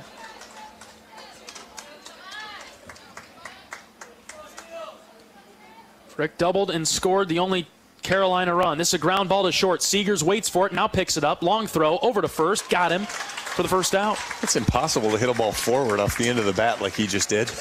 Do you think it fooled Michael a little bit? He's kind of stuttered, stepped, and then stopped and waited for it. Well, I think he had to wait to see where that ball came off spinning so funny. I think you have to see where the first where that first hop takes you, because then that affects how Michael wanted to charge it. So he was able to then come in, pick it up, and had plenty of time on the catcher. Yeah, let it settle, huh? Yeah, make sure you know where it is. You don't want to commit running the wrong way and then realize, oh, I need to veer off here 30 degrees. Hunter Stokely is the next batter for Carolina. Left-handed hitter. He struck out his last time up. Whitlock ready. Out of the windup, the first pitch. Called strike on the outer corner. Jack, after a tough first innings, settled down a bit more here.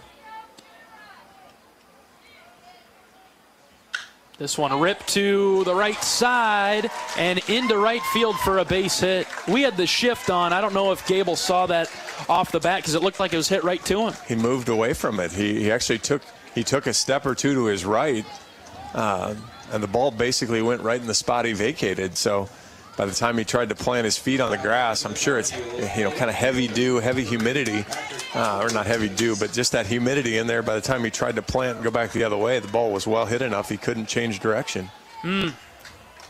Here's Alvarez. He's been the best Carolina hitter today. Whitlock misfires downstairs. I don't know about you, John, but these lights look like they need a little boost. Looks dark on the infield. Maybe you're looking through the window. I'm looking through an open pane here, and it looks just kind of dark. 1-0 pitch, swing and a miss. He had Alvarez out in front there. Well, and Coach Heller was talking about this field was basically kind of built and reconfigured when he was here. So it probably does have a little bit of older lighting setup. Whitlock's 1-1. Ground ball, left side, foul. To the third base coach's box, 1-2. Alvarez today 2 for 3, a couple of strikeouts. Made me pop over and look out your window. Yeah, what do you think? Looks fine. And I'm old, so I couldn't convince you, I guess. Nope, I'm not sold on it. 1 out, the 1-2 off the end of the bat and into the North Carolina dugout to the right side. We'll do it again. Again, off the end of the bat. Well, yeah, they're like literally the cap. Yeah, Jack again he's able to vary speeds so well with. Even with the breaking ball. So you know a breaking ball is coming, and you still have an opportunity to keep hitters off balance that way. We'll do it again at 1-2. The pitch from Whitlock, low and out, ball 2. Penn scores a couple runs in the top of the 8th inning to take the lead over Auburn. That's big. 3-2. Auburn's the host team down there. Another national seed. 2 balls, 2 strikes here in Terre Haute with 1 out in the 8th. Iowa 3-1. Pitch from Whitlock. Here it comes. Line drive, caught by Gable Mitchell. He'll throw to first. Double play. How about that? Gable Mitchell, the defensive sub. He makes the big-time play for the Hawks to end the 8th. Gable may have abandoned ship on the first one, but boy, he stayed right on that one. Made a great throw over to first base. Hawks are 3 outs away, but let's go get some more runs first. Need some insurance. Seegers, Hucksdorf, and Frazier come to the plate. The bottom of the 8th. Hawks lead at 3-1. This is Hawkeye Baseball from Learfield. Draft Day Sports Lounge is the ultimate place to watch the game, have some fun, and show off your golfing skills with Top Golf Swing Suite. Top Golf Swing Suite in Draft Day delivers a one-of-a-kind simulation that's fun for golfers and non-golfers alike. Pair that with Draft Day's live sports viewing, local craft beers, and delicious menu, and you have a winning pair. Riverside Casino and Golf Resort, home of the Draft Day Sports Lounge and Top Golf Swing Suite, just minutes south of Iowa City. At Mid-American Energy, we want to help keep you safe around power lines and electrical equipment. Always assume a power line is energized, even if it's on the ground. To avoid the risk of an accidental shock or electrocution, avoid touching a power line with anything. And when you see high voltage warnings on transformers and substations, stay away. We care about you and your safety. Get more tips at midamericanenergy.com. Paid for by the customers of Mid-American Energy.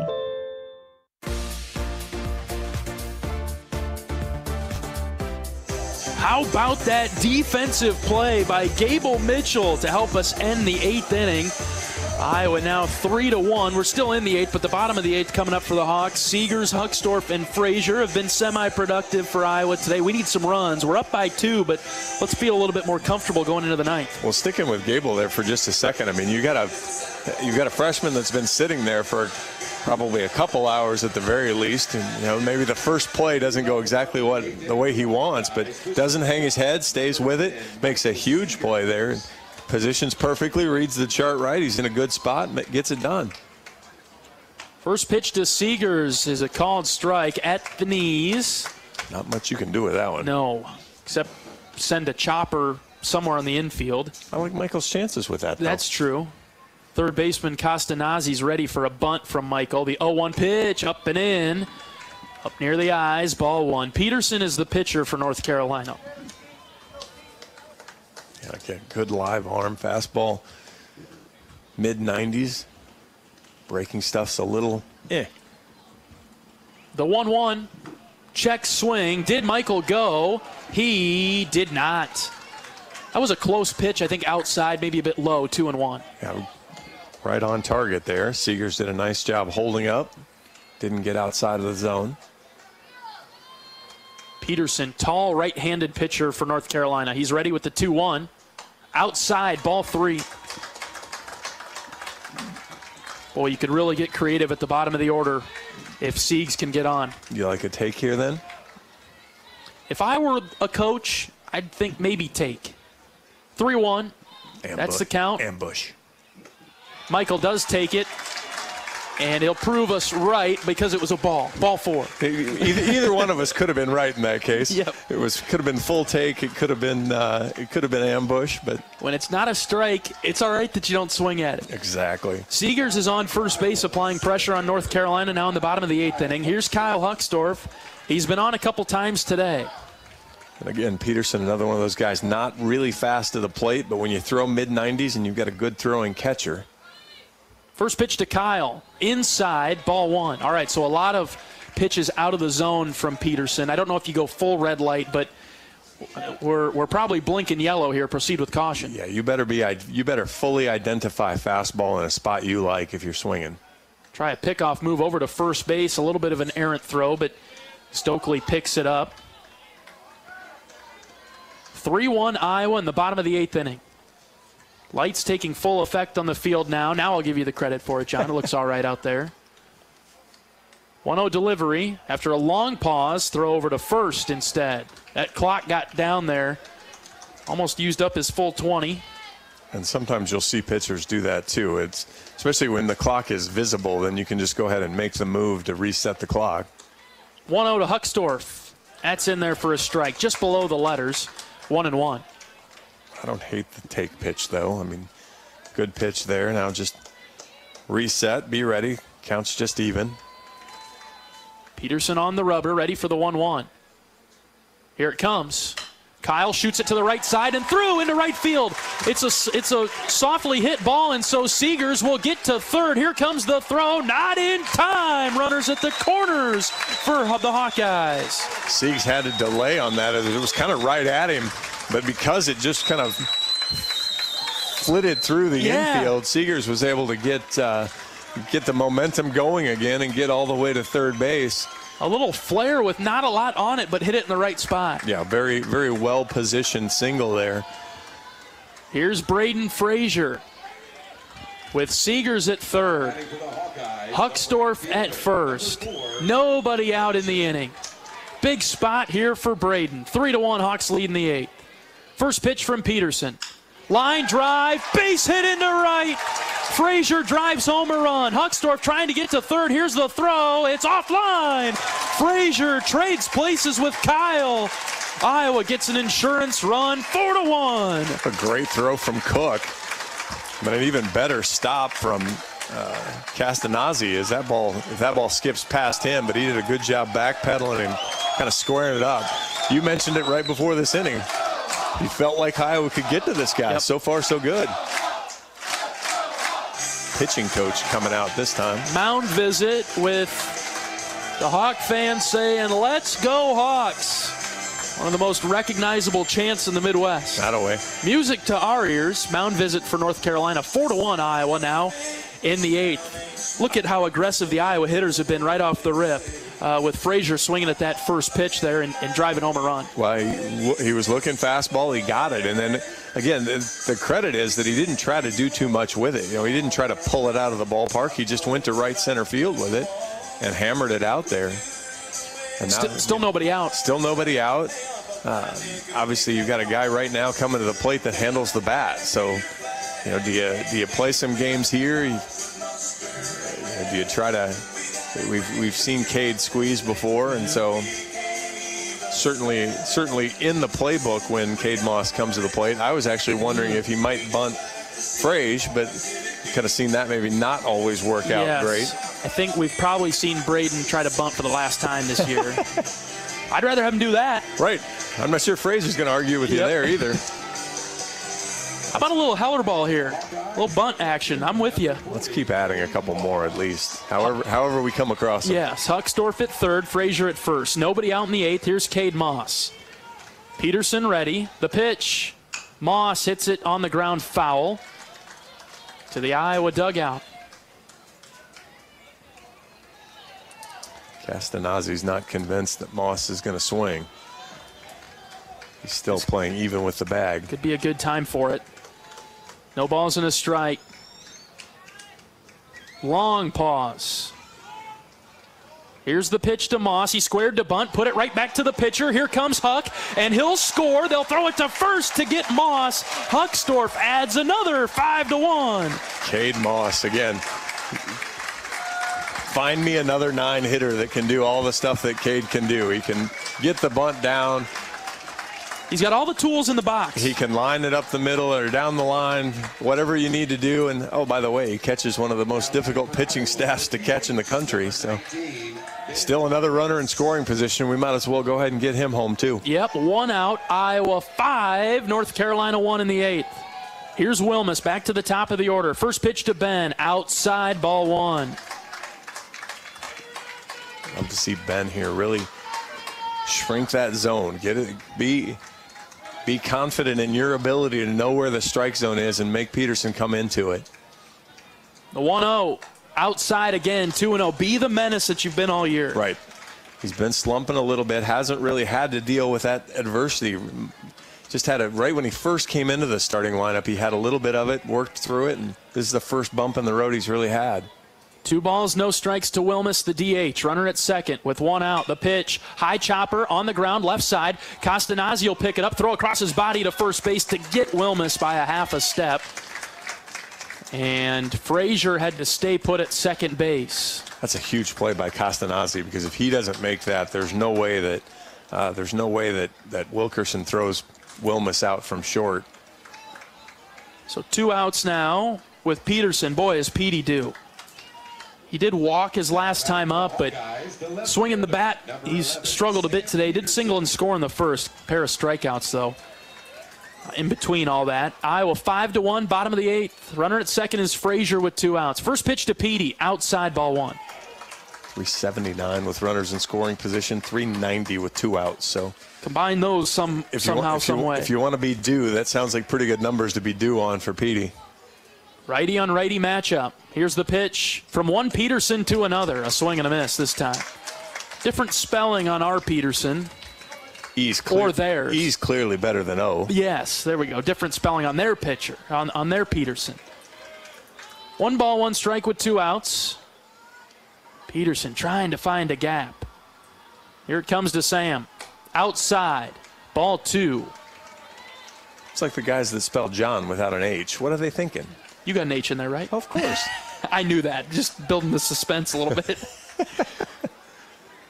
Guy, you like a warmer climate. I'm okay with a little bit of chill in the air, so it just, bit of tension in the booth today. Sure, yeah. Oh, yeah.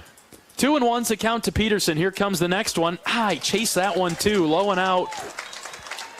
2-2. This is what Peterson kind of looked like at the beginning of the year. A little chase happy. Let's take him at the end of the year here and drive home another run. Just pressing a little bit. You just want to find that rhythm. Trust yourself. Trust what you see. 2 balls, 2 strikes with 2 outs. Here's the pitch. Outside. Did a great job and laid off of that one.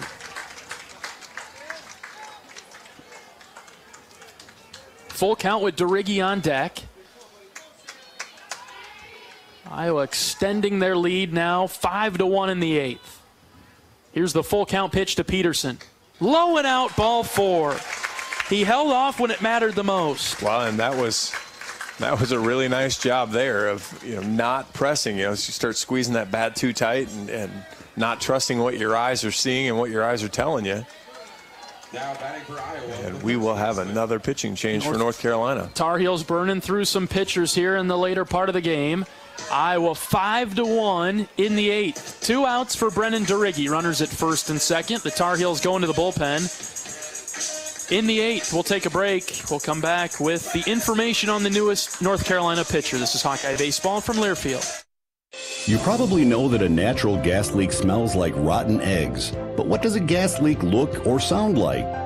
If you hear a whooshing or hissing sound, see dirt, dust, or water spraying from an area, or you get dizzy or queasy, leave the area immediately. Then call 1-800-595-5325 once you're safely away. See MidAmericanEnergy.com for more safety tips. Paid for by the customers of Mid-American Energy.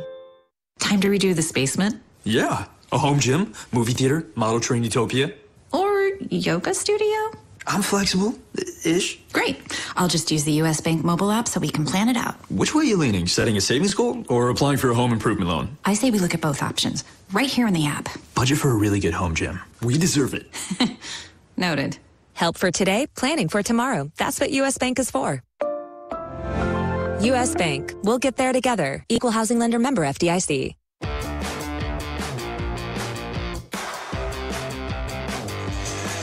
New pitcher into the game for North Carolina comes in the 8th with 2 outs. Couple of runners on for the Hawkeyes. They'll go with the freshman right-hander Matthew Mateus. Mateus will be making appearance number 23 on the season. He's 0-1 on the year, 20 2/3 innings, 28 hits, 16 runs. Just 9 of those were earned as he's had a little bit of control issue. 18 walks, 28 strikeouts. Has given up 8 extra base hits as well.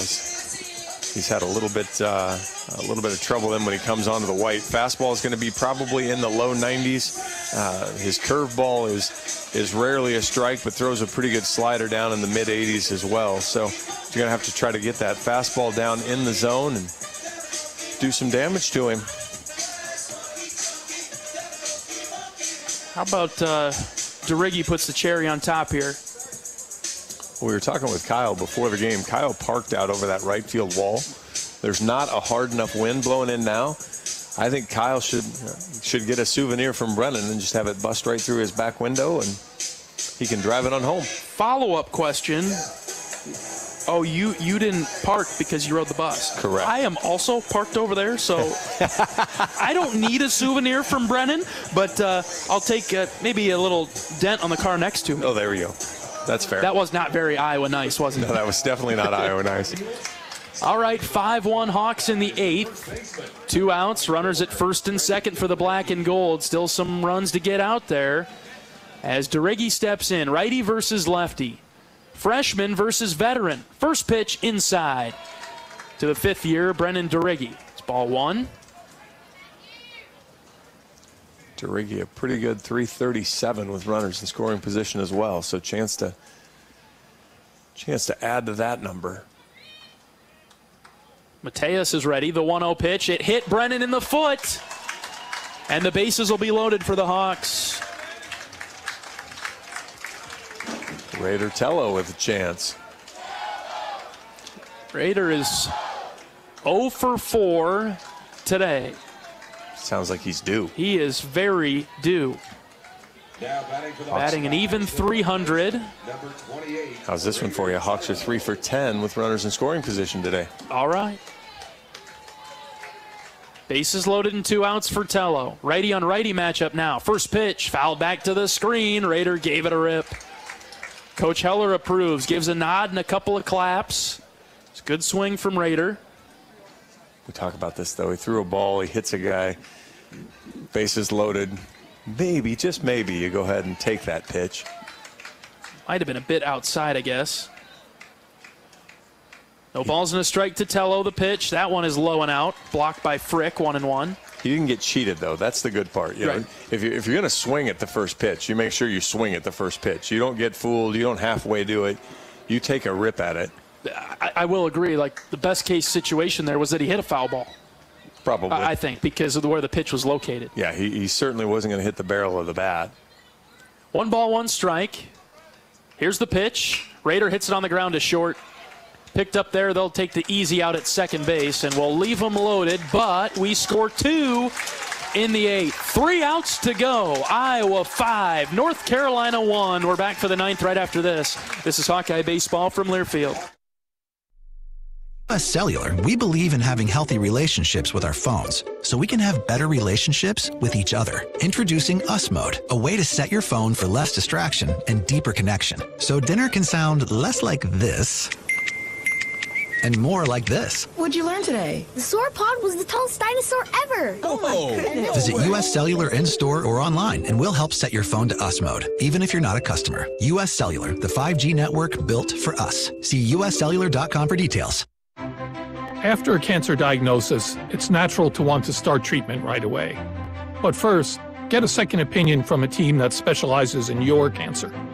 I'm Dr. George Weiner, Director of University of Iowa Holden Comprehensive Cancer Center. Before you start treatment, you deserve to be confident you have the right diagnosis and know every option available to you. So whether it's with us or somewhere else, get a second opinion. It can change your care and your life.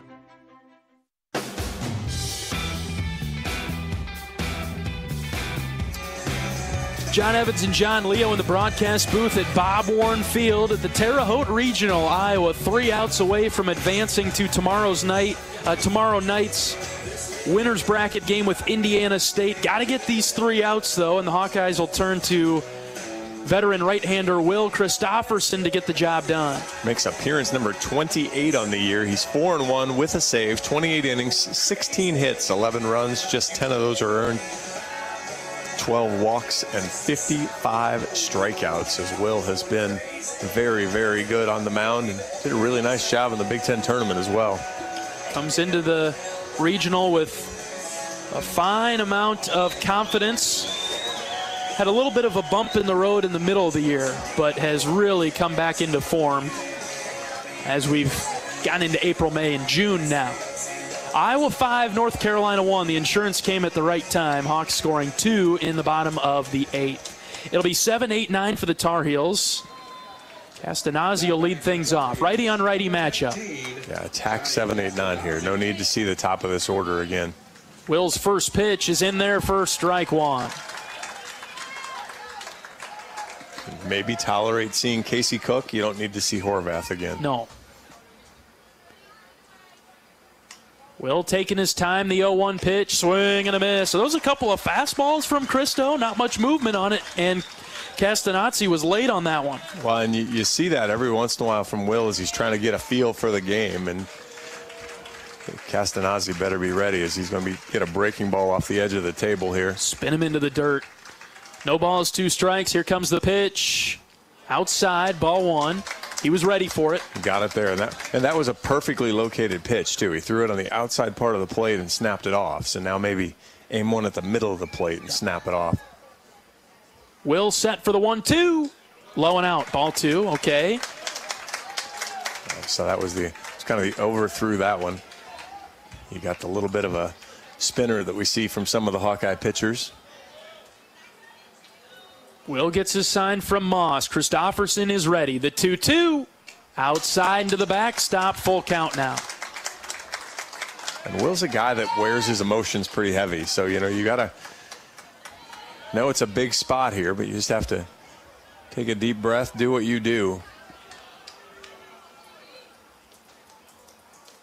Full count pitch on its way home to the North Carolina hitter. That's high. Ball 4. Boy, after 2 great pitches to get started, really didn't throw another pitch that was going to dare him to swing. Walked it him 3 times today. Castanazzi. He's got a good eye. Yeah. All right. So the leadoff man is on for the Tar Heels in the 9th. Good thing we got that insurance. Well, and that's what makes it a little bit more palatable, but you still have to go get it done here now. 5-1, a swing and a miss. Good start from Christopherson against Osuna, their designated hitter. Batting in the 8 spot today. He's 0 for 2. He does have a run batted in on a sacrifice fly that came in the 4th, their only run today. He hit that ball hard, too. 0-1 pitch. This is crushed to left center. Big time trouble. And Osuna hits it out of the ballpark. 5-3. The Tar Heels get closer. And that's where free bases kill you, and that's where get me over spin doesn't do you any favors. All right. Christopherson gives up the 2-run home run. It's 5-3 Iowa in the top of the 9th. Nobody out. We'll go to the bottom of the order with Wilkerson. Just got to reset. North Carolina fans have been sitting on their hands for most of 9 innings, and all of a sudden now have a little energy. First pitch outside from Christopherson.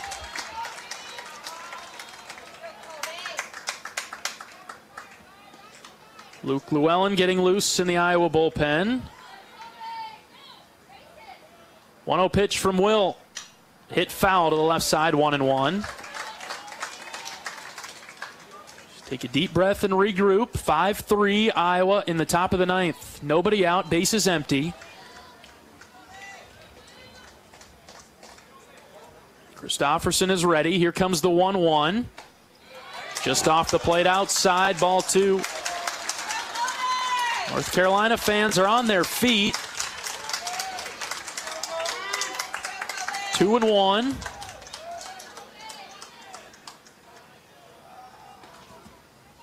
Here's the pitch. Swing and a foul ball back to the pad. 2-2. Will just has to control the emotion here. He's in a good spot. Just keep making quality pitches. Leave that tying run on the on-deck circle, and it's not a problem. First out will be a big one for Will. Hopefully he gets it right here. The 2-2. Just outside, ball 3. He's thrown really 2 outstanding pitches to the outside part of the plate there. Just hasn't been able to get the backdoor part of it, and hasn't been able to get Wilkerson to chase. Find a way here, Will. 3-2 from Christopherson. Line drive into the gap in left center. That's down for a base hit. Peterson cuts it off. It's a single. They're hitting Will. Wouldn't be surprised to see Coach Heller pop out of the dugout here. They have hit him well the last 2 batters. Yeah, that ball was when he's had to come across the plate. Actually, we'll get Coach McGrath instead. So we rotate around to the top of the order. We will see Casey Cook. He'll come up with nobody out, runner at first base.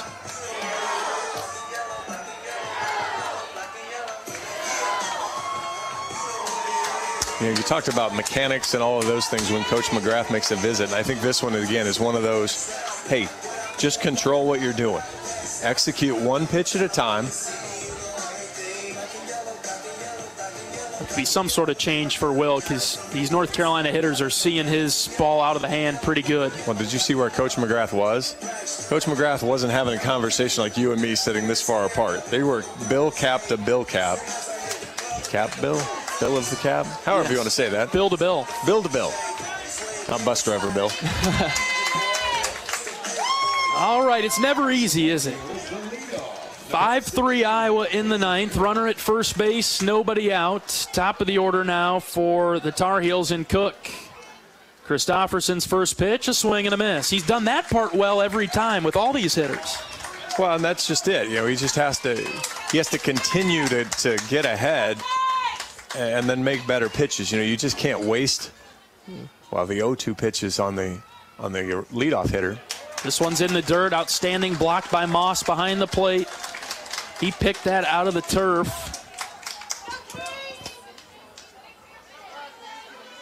Cook is 0 for 3 today, but he was hit by a pitch. Left-handed hitter. A ball and a strike. The pitch from Christofferson. Here it comes. Swing and a foul ball in the box. 1-2. It's going to be a tough guy to double up, but he's hit 3 ground balls today.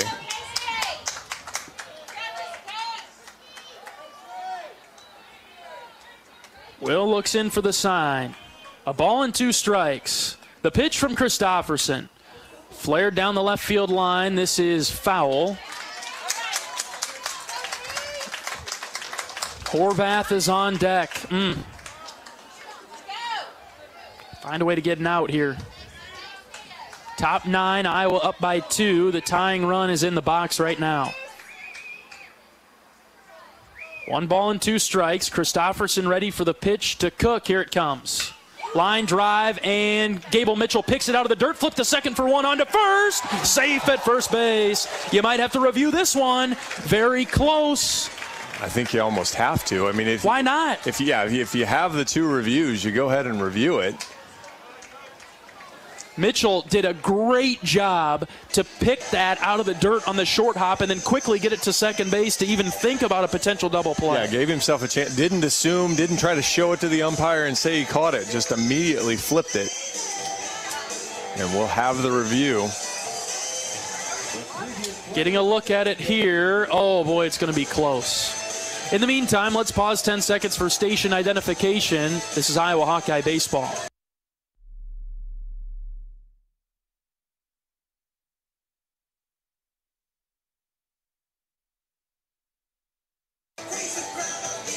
Getting another look at that pick by Gable Mitchell. I mean, he played that off to the side. If he doesn't pick that off the turf, that's trouble. He did, so good job by Gable. We have a review now on the play at first base after Mitchell got the lead runner, which is key. Probably not going to get this one turned over. Okay. I don't think it's obviously not obviously out. Yeah, I don't think it's obviously wrong, and so I'll be pleasantly surprised if we get this one flipped over. But boy, I told you when. Ooh, man, it's close, John. Told you when we struck out Horvath the 4th time last time that we're probably not done with him yet. And we are not. If you're North Carolina, I'm not sure there's a better guy to come up in this spot. Boy, this is really close over at first base, but I think you might be right. They just might not have enough to overturn it. Somehow we made that a close play at first. Umpires are taking a long time to get it right, which they should in a situation like this. Good job from Cook to pop his way out of the box, too. You know, he's a right-handed hitter. He's out by a mile. Right. Or a mile enough in this case. Yes. But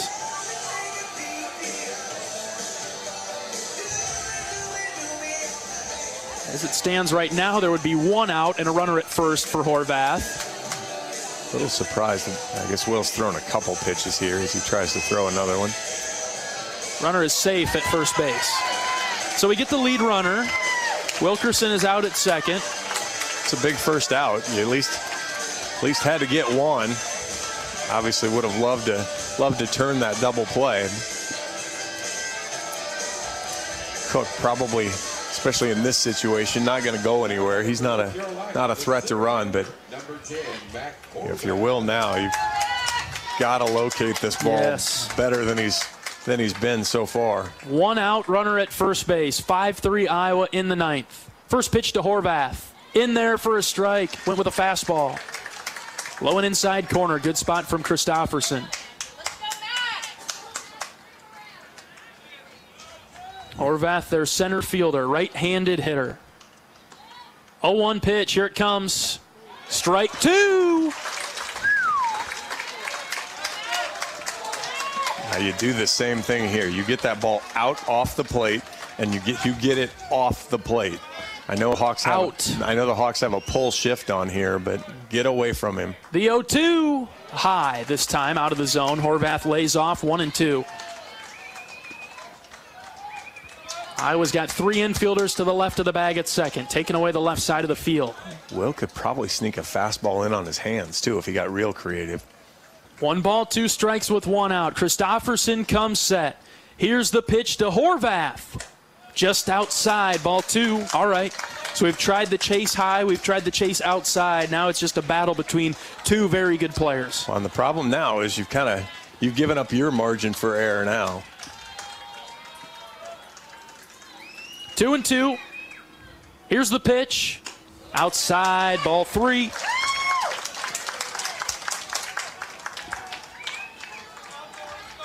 Wilkerson punished the 3-2 pitch as well when Will kind of threw the safety spin up. If he throws a safety spinner to we'll be tied. To Horvath, we'll be tied. The 3-2 popped up right side. This will get out of play. We'll do it again. That was a really good pitch there as he threw the breaking ball and got in on him. Didn't leave it out over the plate. Pretty simple equation here. It's about execution. Yep. You just got to you've got to execute your plan if you're Will. The 3-2. Check swing didn't go. Ball 4. North Carolina will bring the go-ahead run to the plate in Jackson Vandebreak. Got 0-2 on him.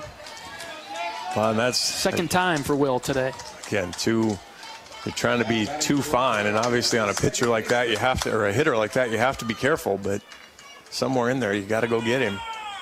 Coach Heller making the walk out of the Iowa dugout, and this will do it for Will Christofferson. The Hawks will go to Luke Llewellyn. We'll take a pitching change break. We're back after this. Top 9 with 1 out. Runners at first and second. Iowa 5-3. Tense times in Terre Haute. We're back after this. This is Hawkeye Baseball from Learfield. For a delicious dinner on the go that will please the whole family, get Hai Chai at Hy-Vee. Right now, get a Hy-Vee Chinese dinner for 4, just $22 during the month of June. Get 4 one-pint entrees, 2 pints of rice or lo mein, and 8 egg rolls or crab rangoon. That's right, get a Hy-Vee Chinese dinner for 4, just $22, now through the end of June. Dine in or carry out the crowd-pleasing, award-winning Hy-Vee Chinese today. Some restrictions may apply. Another season of women's and men's college sports is underway. Follow your alma mater or favorite team in their pursuit of the prestigious Learfield Directors Cup at L Directors Cup on Twitter and online at thedirectorscup.com. Trophies will be awarded in June 2023 to the winning institutions in all competitive divisions. Learfield Directors Cup, the crowning achievement in college athletics.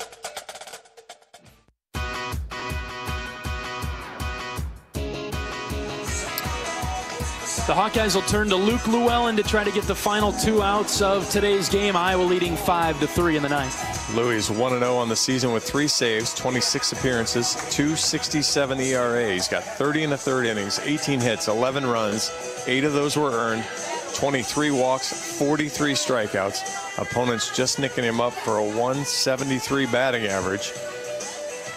Comes into a huge high leverage spot here. North Carolina has base runners at first and second with 1 out. And they've got Vandebreak, their second baseman, coming to the plate. Christofferson came in against Castanazzi and got 0-2 on him right away and then ended up walking him. Osuna would hit a home run basically on the next pitch after that to bring it within 5-3, and then a single, fielder's choice, and then walk. So North Carolina putting some pressure on us now in the ninth. 5-3 Iowa with 1 out. Llewellyn is ready, and so is Vandebreak. First pitch from Luke. Inside, ball 1. Well, Christo had 2 strikes on every hitter except for the guy that hit home run, and he was 0-1 on him. So he was able to get ahead, just couldn't finish the at-bats. 1 ball, no strikes. Long pause, the pitch from Llewellyn. In there for a strike 1. Horvath at first is getting a big lead because DeRiggi isn't holding him on, and he's got great speed. So any ball in the gap has a serious potential to tie the game. Iowa currently up by 2. Here's the 1-1. Popped up right side, angling towards foul territory. DeRiggi giving it a look. It'll find the first row of the seats out there in right. Foul ball out of play. 1-2. Finish the deal here, Luke. Boy, that was close. DeRiggi full hustle into the into the wall there. Smart play there. He kind of slid into it, so he didn't go away. I was glad to see him pop out from behind that tent that's down the first base line. Probably look for Luke to work away again. 1-2. That's the count. Here's the pitch from Llewellyn. Line drive into right. It is dropped by Frazier. He tried to dive for it, and it went off his glove. They're going to wave the runner. Here comes the throw home, and he'll score 5-4. Runners at second and third now for North Carolina in the ninth with one out.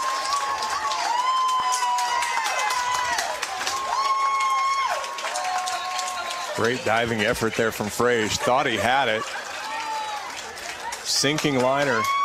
And then North Carolina had base runners a little bit of everywhere, all out of whack and confused.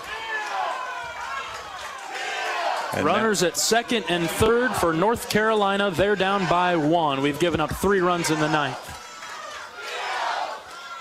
One out. Llewellyn versus Frick. First pitch. High, ball one. Carolina crowd into it.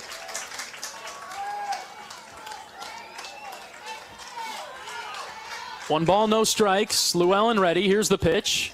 In there for strike one. Frick does have a strikeout today.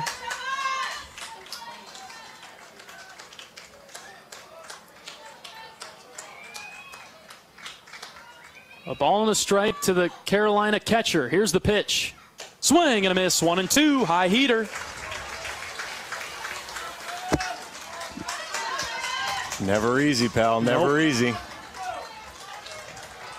If you're Llewellyn now. Got 2 strikes on almost all these guys today, John. If you're Llewellyn now, just execute your pitch. A ball and 2 strikes. The pitch from Llewellyn. Called third strike. Got him on the outside corner. 2 down.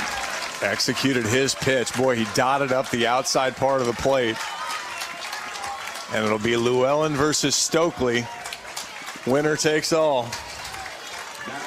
Top of the ninth inning with 2 outs. Iowa 5, Carolina 4. Runners at second and third for the Tar Heels. Llewellyn versus Stokely. Stokely's been on a couple times today. Llewellyn comes set. First pitch.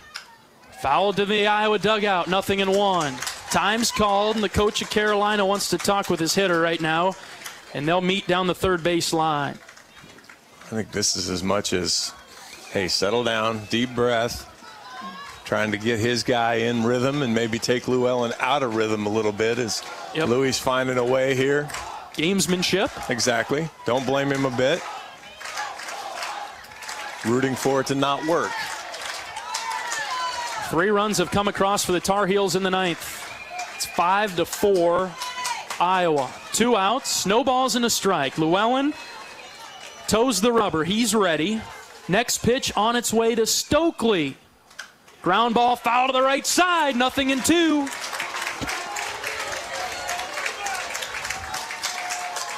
Iowa fans rise to their feet over to the left. No balls, 2 strikes, 2 outs. Llewellyn's got the sign from Moss. Here's the pitch to Stokely. High, ball 1. Moss, full extension to stop it. That is a heck of a snag from Cade Moss. Although the interesting thing would have been that got past him to see how hard it ricocheted right back to him. Yeah. Tagged him out at the plate, end of the game that way. 1 ball, 2 strikes and 2 outs. Llewellyn's ready. Runners at second and third. The pitch from Luke. Fouled off to the left side. Good job from Stokely there. Went down and got a really nice fastball from Louis. Yeah, Hawk pitchers haven't had a hard time getting to 2 strikes this inning. Nope. We'll do it again at 1-2. Llewellyn's got the sign that he likes. Here's the pitch. Swing and a miss. Hawkeyes win it. 5-4. Luke Llewellyn, my man, way to buckle in, take all the heat, take all the pressure, and get strike 3 to finish this bad boy up. It got scary. It got more than scary. You had a speedy guy that represented the go-ahead run out at second base. Hawks find a way. We will play tomorrow night. 5-4, Iowa with the win over North Carolina. And the Hawkeyes will play tomorrow night. They'll be taking on the host, Indiana State. The Sycamores and the Hawkeyes will meet again. They met to begin the season down in Florida when Kyle Huckstorf hit a walk-off grand slam to knock off the Sycamores. We'll get to all that tomorrow. How about those Hawkeyes? 5-4 in a thriller of the first round of the Terre Haute Regional. I need some breathing exercises. I bet you do too, Hawkeye Nation. Woo! You've got no chance of surviving this if we make a run to Omaha. Well, then we'll worry about that later. So be it.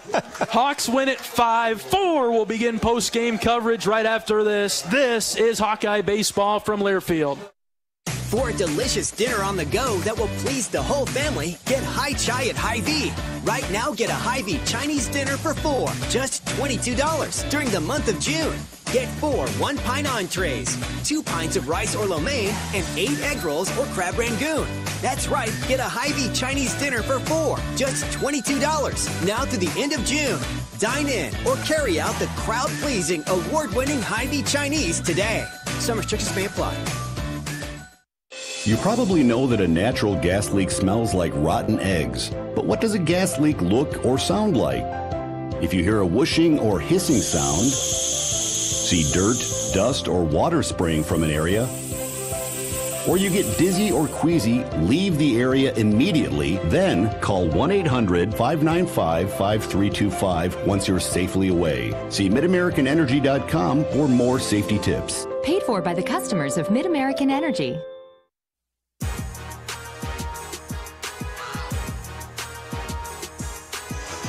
Deep breaths, Hawkeye fans. We pulled it out of the fire. 5-4, Iowa beats North Carolina after the Tar Heels scored 3 in the 9th inning.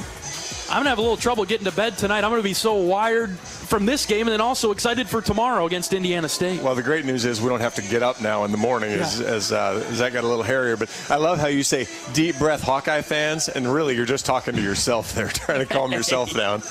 I got to believe there's somebody out there like me, John, some passionate fan. Very likely that there's at least a handful of other people that that are breathing into the bag as well. All right, John, your initial thoughts on the win today. Well, got off to a good quick start. Marcus did a nice job. Wasn't his sharpest in the first, but found a way to kind of work through it. Got through 5 good innings. Hawkeye bats kind of took the middle innings off there. AC did a really nice job of limiting Iowa's opportunities in there. But boy, bounce back there. You talk about 2 giant insurance runs in the 8th inning. Needed every single one of them there at the end. And another good, tight, hard-fought game. That's what you needed, and you would have loved the cruise and easy one, but we talked about it. Winning this game is huge, so get you to the right place.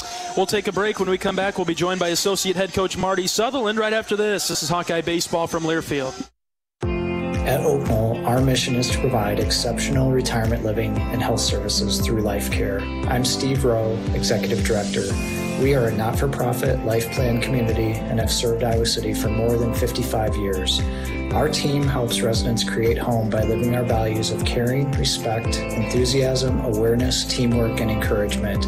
If you're looking at retirement options, visit our website at oakknoll.com. We want you to lead life your way. Go Hawks!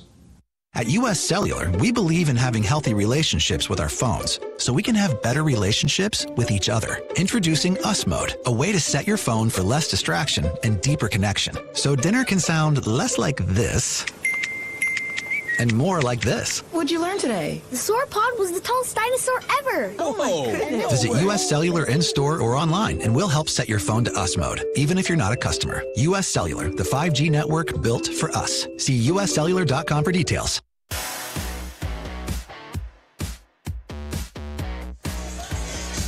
Iowa takes the game today over North Carolina 5-4. Got interesting in the end. We're joined by Associate Head Coach Marty Sutherland. Coach, you doing all right?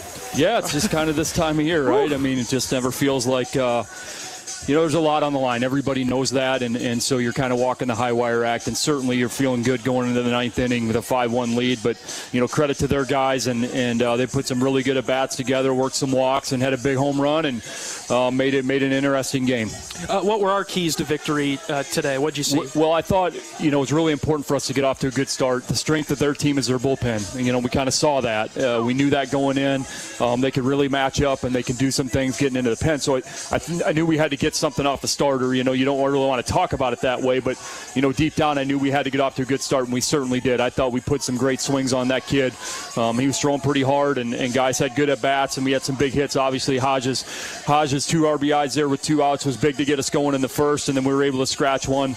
We left a few other opportunities out there, just couldn't clutch up. Left a guy at third with less than 2 that we didn't score. And there in the ninth, we could have had more, or the bottom of the eighth could have had more than just a 2, but we needed both of those. So, and then I thought Marcus just battled through some stuff, did a great job, get us through 5. Certainly, that I think it was the 4th inning when we got out of there with just the 1 run, and it was looking pretty dire, and he was able to work out of it, which was great. And, and then Jack was really good in the pen, and then unfortunately we had to walk the high wire act a little bit, but, Louis just shows a lot of grit and guts coming in there in that situation and getting a couple punchies. How about Gable Mitchell, the defensive substitution you made late in the game? He had a couple of big plays there towards the end that maybe saved a run or 2. Yeah, I mean, he's a really good defender. He's in there for a reason, and certainly that part of his game. He plays at a high level, so good job by him. I thought we had the double play. Obviously, I didn't see a replay, but I thought he was out. That's happens, and just good job by him when called upon. He's ready to go, which we know he will be. So good job, and you survive and you figure out how to stay undefeated and move on in the bracket. Let's just drive home the message to the audience, Coach, to win the first game in this setting. How crucial is that? Well, I mean, you're really behind the 8 ball when you lose game 1, because now you're going to have to win 4 more times to come back and get it, and certainly staying on this side of the bracket's really important. The next game is the big one, really. You could get to 2-0 and you're in the driver's seat. Somebody has to beat you twice, and we're going to be facing a really good team that has had a magical year. They don't beat themselves. It's airtight, man. Like they're going to force you to beat them. So it'll be a good matchup, and they have a really good arm, probably conference pitcher of the year going for them. So we'll have our hands full. It'll be a great environment, tomorrow night at 7, and you just got to keep finding ways to move on, and you don't care pretty, ugly. It doesn't matter at this point. As long as you look up and you have more runs than the other team, you're pretty happy leaving the field. Well, we did just that today, Coach. 5-4 winner over North Carolina. We'll talk to you tomorrow night. All right, thanks, John. Associate head coach Marty Sutherland on our post-game show from Bob Warren Field in Terre Haute. We'll take a break. We'll come back with highlights, and we'll wrap things up this evening. This is Hawkeye Baseball from Learfield. US Cellular, we believe in having healthy relationships with our phones, so we can have better relationships with each other. Introducing Us Mode, a way to set your phone for less distraction and deeper connection. So dinner can sound less like this and more like this. What'd you learn today? The sauropod was the tallest dinosaur ever. Oh my goodness. Visit US Cellular in-store or online, and we'll help set your phone to Us Mode, even if you're not a customer. US Cellular, the 5G network built for us. See uscellular.com for details. Knowing that I can make a difference in my patients' lives keeps me motivated every single day. Hi, I'm Dr. Kanya Ferguson at University of Iowa Healthcare. With academic medicine, we see the toughest cases, so we're always innovating. And we bring the best minds together to collaborate, so there's more brain power focused on you. Because that leads to exceptional care for our patients and our community. See how at uihc.org.